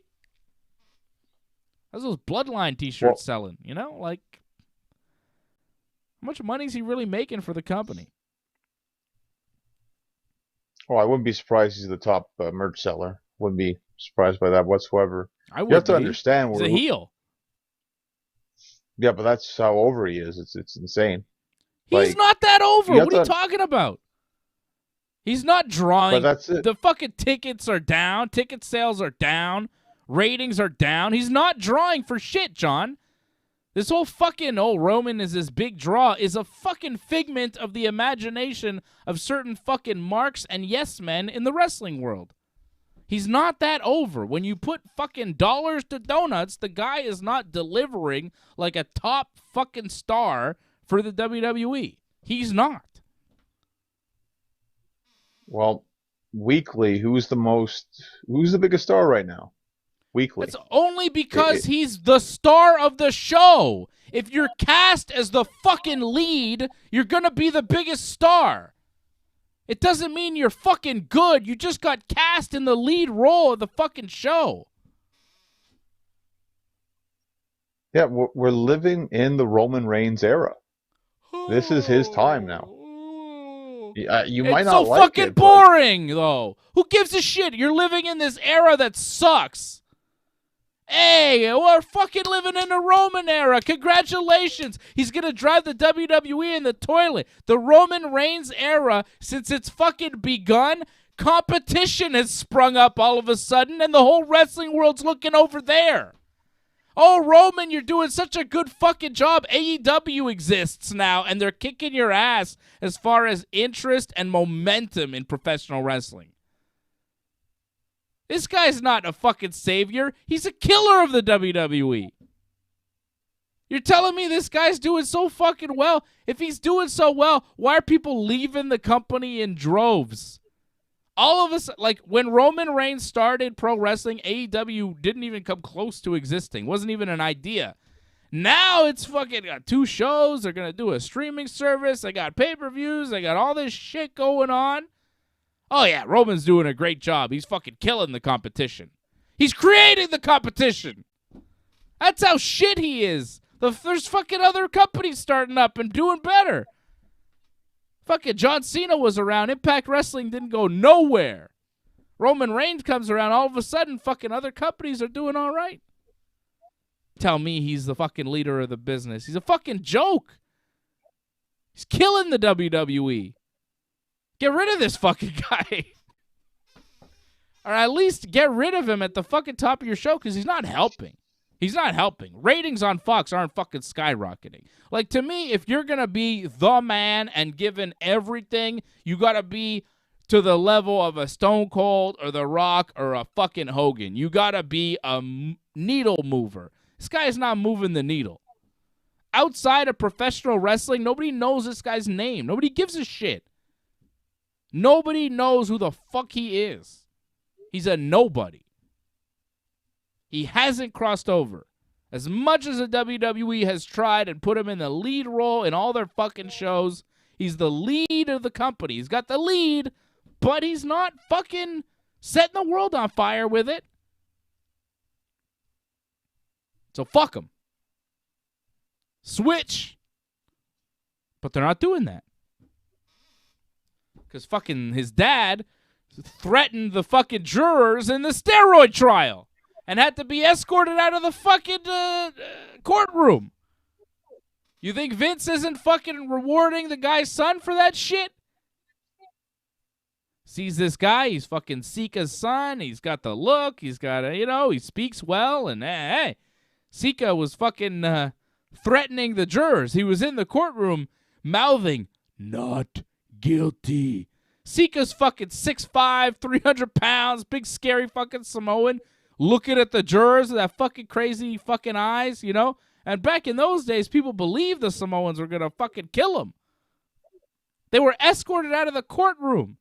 You think Vince doesn't have a fucking special place in his heart for Sika's kid? Fuck out of here. Nepotism at its finest. A fucking joke. You want to be at the top of the wrestling business? Fucking earn it. Fuck out of here. Entertain me. Move the needle. He's not moving the needle, John. You can fucking defend him all you want. How's the fucking show doing? How's ratings? Well, SmackDown's still the highest rated show for WWE. For WWE? How about on a Friday night on network TV? How they doing? Compared to all the rest of TV entertainment.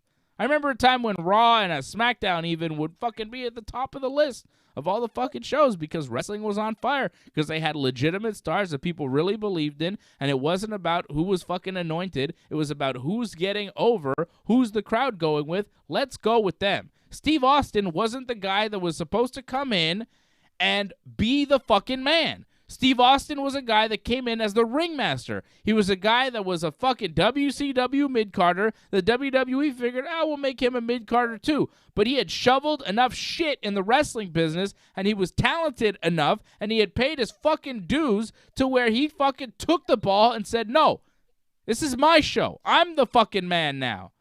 And the crowd said, hell yeah. And the rest is history. And the WWE said, all right, let's go with it, pal. Fuck it. Let's go with Stone Cold. The crowd wants him. Let's go with it. And they did. That was for Doug. He said he needed a Vince impression. There's a super chat for Doug. There's a Vince impression for you. They went with Stone Cold. Now they don't do shit like that anymore. And it started with Brock Lesnar. They fucked up the whole game with Brock Lesnar. They decided they wanted to just tell people who the top star was going to be. So they brought in Brock Lesnar, they rushed him to the top, and they said, he's your fucking top star. But until that point, we'd been conditioned to believe that if you're going to be the top star, the fans have to choose you. You have to pay your dues. You have to be around wrestling for a while. You have to be, not green and gigantic. But they said, no, Brock's the fucking guy now. And then they rushed Brock to the top, and Brock didn't like it. So Brock took his ball. He went home, tried to be an NFL player. That didn't work. Tried to be a UFC fighter. It worked for a bit. Then it stopped working. He said, well, I guess I'll go back to wrestling. Plan C. And then they said, okay, well, we don't have Brock Lesnar anymore. What are we going to do? Well, let's fucking not go with one of our stars that's over. Let's not listen to the crowd, because we don't do that anymore, because we took out WCW, so we don't have to, because we're the monopoly. So let's just tell them who we're going to fucking push. And how about this Cena kid? And then they fucking take Cena, and then they just make Cena, and they shove him down your throat, and they don't give a fuck if you don't like him. And how's the fucking business been since then? How's it been since they stopped listening to the fucking fans? How has the WWE gone since they stopped listening to the fans? As far as, creating moments and fucking legends and huge events and great actual television. So they have Cena. They make Cena. They keep Cena around. He's the guy shoved down your throat. It's not organic. It's just like they decided. And then they're like, well, fuck it. It worked with Cena. Let's just do it again with Roman. I remember a time Hulk Hogan, The Rock, Stone Cold, these guys were chosen by the fans, and then the promoter said, damn, this guy's hot. I better make him my top star. Now the promoter says, I'm going to make him my top star whether he's fucking hot or not. I don't give a shit. I'm anointing. Brock was anointed. Cena was anointed. Roman has been anointed. And since they started doing this, it hasn't fucking worked so well. You got to listen to the fans. That's how fucking wrestlers get over. This is not what they're doing. Well, and Roman Reigns is another one of these guys, fucking anointed to be king. Not there because he's on fire. Not there because he's a killer promo or has a great match. He's not the best in-ring wrestler in the world. He's not the best promo in the world. He's not. But he is booked in the WWE as this fucking unstoppable greatest of all time wrestler. And he just isn't. So when the fans see that, they see through it and they say, yeah, well, Just like with Cena for so many years. He wasn't the best. And fans saw through it and they said, yeah, but maybe RVD or Edge or somebody else. Maybe, And we'd get it for a bit, but not entirely. And then it was like, oh, Cena. That's what you really want, right? No. Well, fuck it. We're going to give it to you because fuck you. That's why. Stop anointing popular people. Vince meme. What? Because fuck you, that's why? Yeah, that's a popular Vince meme. That pops up a lot, I see. Oh, well, But it's appropriate. it is, but you just have to understand that wrestling has changed over the years, and now it's No, not it hasn't. about. Yeah, well, their It business hasn't. model has changed. Yeah, well, the WWE has changed from the thing that we liked to this current thing. I like WWF. WWE is not so good. I don't think I like the WWE that much. I love the WWF. The WWF was great. And then they turned into the WWE and everything went to shit. Bring back the Federation. Well, they can't, but I know, but I'm I see- saying, I you see know your what I mean? point. Like, we all have this nostalgia for this thing that was good, and we know what they can do, but they have this other thing now that's just this overproduced, glossy bullshit that you can easily see through. They treat their audience like total morons, and it's insulting. It's insulting to watch a lot of the time. Well, they just want more control. They feel like it's better for them in the long run to Yeah. control as much as possible. And Mhm. like you like those champions, those guys that became like larger than life superstars, but they were also renegades in a sense. And a lot of them didn't last that long, sadly. Like Austin, like, he unfortunately, when he came to the top, it only lasted a couple of years. Mm-hmm. They were great years. Don't get me wrong, but didn't last. And even with The Rock too, like his, yeah, he had a second run in a sense as well, but it didn't really last that long too. Like it was only a couple of years as well. Sure, but Austin's years were so great. Maybe he was on top for, 4 years, but it was so great. He left such an impact on the business. He not only brought the business up and made millions, and I mean, he made Vince McMahon from a millionaire to a billionaire. That was all Stone Cold Steve Austin. The company went public because of Stone Cold Steve Austin. He fucking changed the wrestling world. He was the man, okay? And still to this day, saved wrestling, yes. And still to this day, I saw the commercial for WrestleMania. WrestleMania next year's in Texas. Who do they have promoting WrestleMania? Do they have is it Roman Reigns? Because that guy's going to fucking put asses in seats. Nope. It's Stone Cold Steve fucking Austin, who hasn't wrestled in 20 years. But they're still fucking pushing him out there to sell tickets in Texas because he's the only guy that they've actually fucking got over. He's the only guy that's a legit star that they can call on.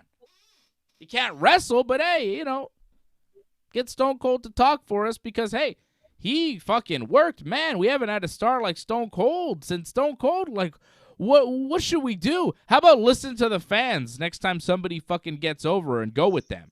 Instead of just fucking picking and choosing who your stars are, despite what the fans may think. And the WWE is so fucking out to lunch with this, it gets even worse because now they pump in crowd noise at an alarming rate. It's so bad now that when you watch WWE TV, you could barely hear what the crowd is actually responding to. You could barely hear if they're cheering or booing or what's really going on because you kind of hear this background noise, but on top of it, it's this piped in fucking crowd noise. So they're controlling so much, John. You're so right about how they control who the star is, and now even if you're in the arena booing the shit out of a guy, if he's supposed to be cheered on TV, when you're watching most of us, it's going to sound like he's getting cheered.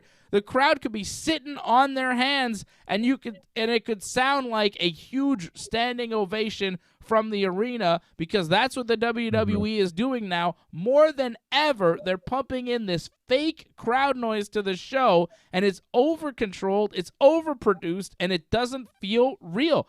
You don't believe them anymore. You watch the show and you don't believe anything they're feeding you. You don't believe the crowd that's there even because they're piping in fake crowd noises. You don't believe that any of their stars are actually getting the reactions that they are trying to give them. Even when Hit Row got booed tonight on Smackdown, they get booed a bit, and then on top it's like music and fucking cheers and different shit because you hear the real reaction, and then you hear WWE go, oh shit, let's fucking pile on that and get rid of that. And they do it so fucking much now. It's a constant part of their show. Used to be something very rare they would use. Every once in a while, Goldberg's coming out. Let's pump in some Goldberg chants to get the crowd going. Now it's every fucking show. There's fake crowd noise, and you can't hear the crowd. You don't know what the crowd is actually giving you. It's that controlled to the point where they have to censor their crowd. And the fact that you have to censor your crowd, WWE, should be the warning sign that you're fucking up. Because if you were giving the crowd what they wanted, if you could understand what was going to get cheered and what was going to get booed, you wouldn't have to censor your crowd because you would be getting the reactions that you want. Not every crowd is trying to be in opposition to you, WWE. You just don't give them what you are supposed to be giving them. They have lost the plot. They don't know how to book heels. They don't know how to book baby faces, and that's why they have to censor the reaction of the crowd because they can't do it anymore. They can't figure out how to get somebody over as a heel or as a baby face. It's failing on all fronts, and that's why they're controlling it and pumping in this fucking fake crowd noise. It is a goddamn abomination of professional wrestling that they're doing this fake crowd noise as often as they are. It's a goddamn shame. They should not do this. It takes you out of the show even more. Even more. It's so Fake. So fake. I'm not saying wrestling's fake, but the WWE is fake as fuck. They got to stop censoring the crowd, man. They need to get it together. And the fact that they have to censor the crowd, it just shows you. They can't get the right reactions for their people, which means that they're not booking them correctly, which means the writing is bad and the creative direction is bad because they can't figure out how to get the reactions that they desire. So they pump in fake reactions for TV so they don't look dumb. But when you pump in the fake reactions, it's obvious and you look even dumber. Right? God damn. You know, it can be very frustrating, especially for like a long-time wrestling fan, to see how things are now. Yep. But you just have to understand this is the way WWE is now. It's different monster now. So just have to understand this is the way things are. I mean, it's not all bad. Like, you're still some good shows. I mean, you enjoyed the last Saudi Arabia pay-per-view. Yep. There's still some good in WWE. The wrestlers are good. When they just let them wrestle and have matches, it's good. And when they have some stories once in a while that they can put together, it's good. But you know, you can't get behind anybody. The heels and the baby faces are all fucked up. They can't book it. I think it really just goes to show it's very difficult to have a weekly television show and then add on the fact that you have 2 weekly television shows, one that's over about 3 hours, a little bit over, and then 2 hours. It's just, and then you have NXT, 205, like it's a lot. And I think it just goes to show that it's too much for them, I think, at this point. That maybe cutting wrestlers is actually a good idea because they need to actually maybe do less at this point. Yeah, but they're not doing less. They're cutting wrestlers, but they're still doing the same amount of TV. Yeah, they are. Right? Well, they got to work on that. But, well, they're not going to drop television because they get that revenue. Exactly. But you could actually see, in a sense, we're getting less wrestling. I don't know, but it feels like we are. I feel the shows are more about recaps, and like the matches are very short. I feel there's actually less wrestling on television now with WWE. You're not watching Raw. This week, Raw was all Well, wrestling. that's it. And it was a good show. It really was. But, I mean, it's rare, right? It's rare. But the fake crowd noise, man, they got to stop that. And when it's a good show, it's not because of the writing. It's because of the wrestlers. Like, they have a bunch of talented wrestlers. I'm not going to say anything bad about the talent. There's a lot of talent there, which is why it's so frustrating to see it misused. Disappointing. It's disappointing. They need to stop with the fake crowd noise. Let the crowd say what it says. Let the crowd be. And then fucking work off the crowd. Challenge yourself. Don't censor the crowd. Censoring the crowd is a cop-out. It's a coward's way out. Oh, well, we didn't get the reaction we wanted. Ah, well, fuck it. Let's just censor it. That's a coward's way out. That shows you don't know what you're doing. Simple. It's a big ego game in a sense. WWE needs to believe they're always right. So that's them forcing their narrative on you in a sense. Yeah. It's weird, right? The way they try to control things. Like, don't you feel like they try to overly control things, and when you see through it, it kind of like it rubs you the wrong way? Because they control things, they try overly to it's like, no, we got to get this done. And then when you see through it, because it's so obvious, it makes you respect them less. They do so many things like that where, like, you respect them less. Like when Renee had the kid there and they congratulated Renee but not John Moxley on their Twitter. It's like, you're so petty. It's like, you see through you. Like, come on, just be normal. Just be nice. Be reasonable. They do shit like that all the time. And you're just like, come on, WWE, get it together. Congratulations to Renee on the birth of their daughter. Nothing about Moxley. Come on. Former champion, Dean Ambrose, say something. Just be respectful. You don't have to be such a dick all the time. I don't know why WWE has to be the dicks. It's like they like being the dicks. Well, it's just, there's bitterness sometimes. can understand that. Like sometimes things get heated, you get upset with people, and some things are said and hostilities. It happens. I started reading Moxley's book. There was a lot of hostility in WWE, so I can understand why they didn't mention him because I think there was just a lot of bad blood that had been brewing for over pretty much since his run started. It's amazing his run lasted as long as it did. Well, it seems like a pretty hostile place. Wishing Moxley all the best. And you say it's hard to do, all this TV. AEW seems to be having an easier time. Now, granted, they do a little bit less programming, but as far as their 2 weekly TV shows, they seem to be doing better than Raw and SmackDown as far as entertaining the wrestling fan. I hear all the time. Rampage needs a better time slot. Yeah, but I'm hearing all the time, and I'm sure you're hearing it too, from wrestling fans that are just fed up with WWE, and they're really invigorated by the AEW product. It's something that they can get behind. A lot of wrestling fans that are kind of off WWE are finding wrestling again with AEW. It's a fact. There is that, yeah, of course. There is that, of course, but there's also like AEW is not exactly perfect. Like there's a lot of things people don't like about AEW. It is something different.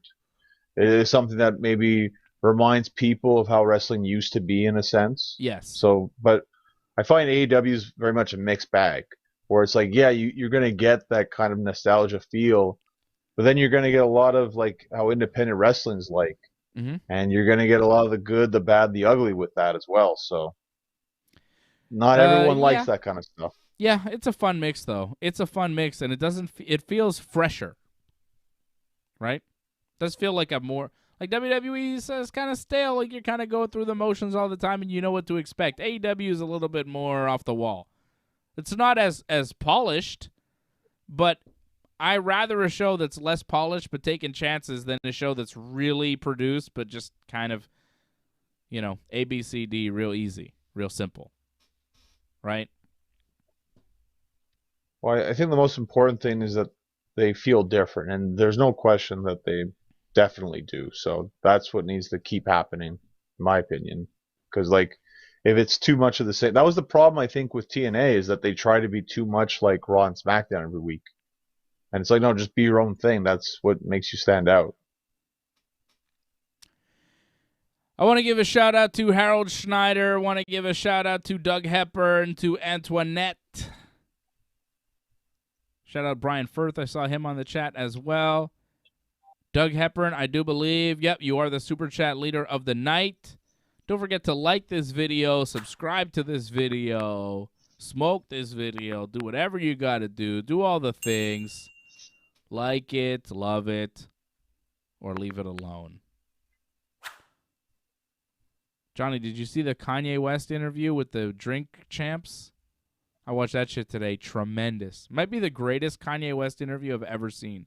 I've watched a lot of Kanye interviews. I'm a big Kanye fan.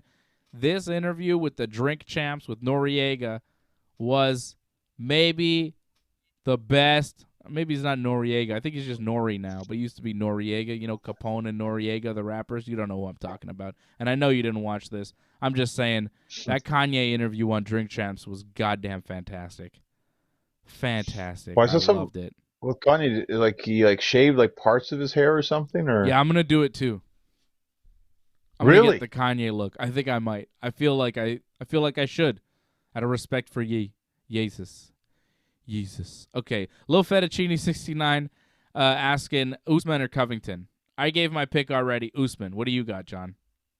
Kamaru. Well, you didn't even have to tell me that that was what you were going to pick. I mean, I'm going to go with you because for the most part, you usually get the pay-per-view main events right. I think you're practically perfect. So I was off past couple. Yeah, but I mean, you still have a more than decent winning record when it comes to the pay-per-view main event. So I'd go with your judgment. You're right more often than wrong. So you're damn right. I'm going with Kamaru Usman. Freddie's going with Kamaru. AJ is too. No, Freddie's going with Kamaru Usman. AJ's going with Kobe Covington because AJ, I don't know. Wow, why? Yeah, politics, I think. No, I don't feel like he's into that kind of stuff. AJ? No, he is. AJ is very No, politically but aligned with Kobe. yeah, but like I didn't think that he'd let that like get in the way of like how he see the fight would go. Oh, Like yeah. AJ's totally unbiased all the time, John. You know that. I think he would just look in terms of who's the better fighter. I thought he would look in terms of that. Wow. Yeah, right. We'll be watching the fight tomorrow night, 10 p.m. Eastern time. I think AJ will be sitting next to me, which will be quite a trip. 10 p.m. Eastern time tomorrow night for the UFC 268 watch along. They're at Madison Square Garden. Kamaru Usman versus Wow. Kobe Covington for the UFC welterweight championship in the main event. Thug Rose Namajunas taking on Zhang Wei Li for the women's strawweight championship. You also have Frankie Edgar versus Marlon Vera and Michael Chandler versus Justin Gaethje. A hell of a pay-per-view tomorrow live in New York City. We'll be live tomorrow night, 10 p.m. Eastern time, watching that pay-per-view with you right here on the Ringside Report Network. Johnny and I will be back next week after all the wrestling. I'm here after every episode of Raw, every episode of Dynamite, and every episode of Smackdown, Monday, Wednesdays, and Fridays, right here after the wrestling on the Ringside Report Network. Don't forget to check us out tomorrow night for the UFC 268 watch-along. Thank you to all our supporters, all our super chatters. Doug, you are the super chat leader of the night. Thank you to you out in Kingston, Ontario. Appreciate you, and we will see you again real soon.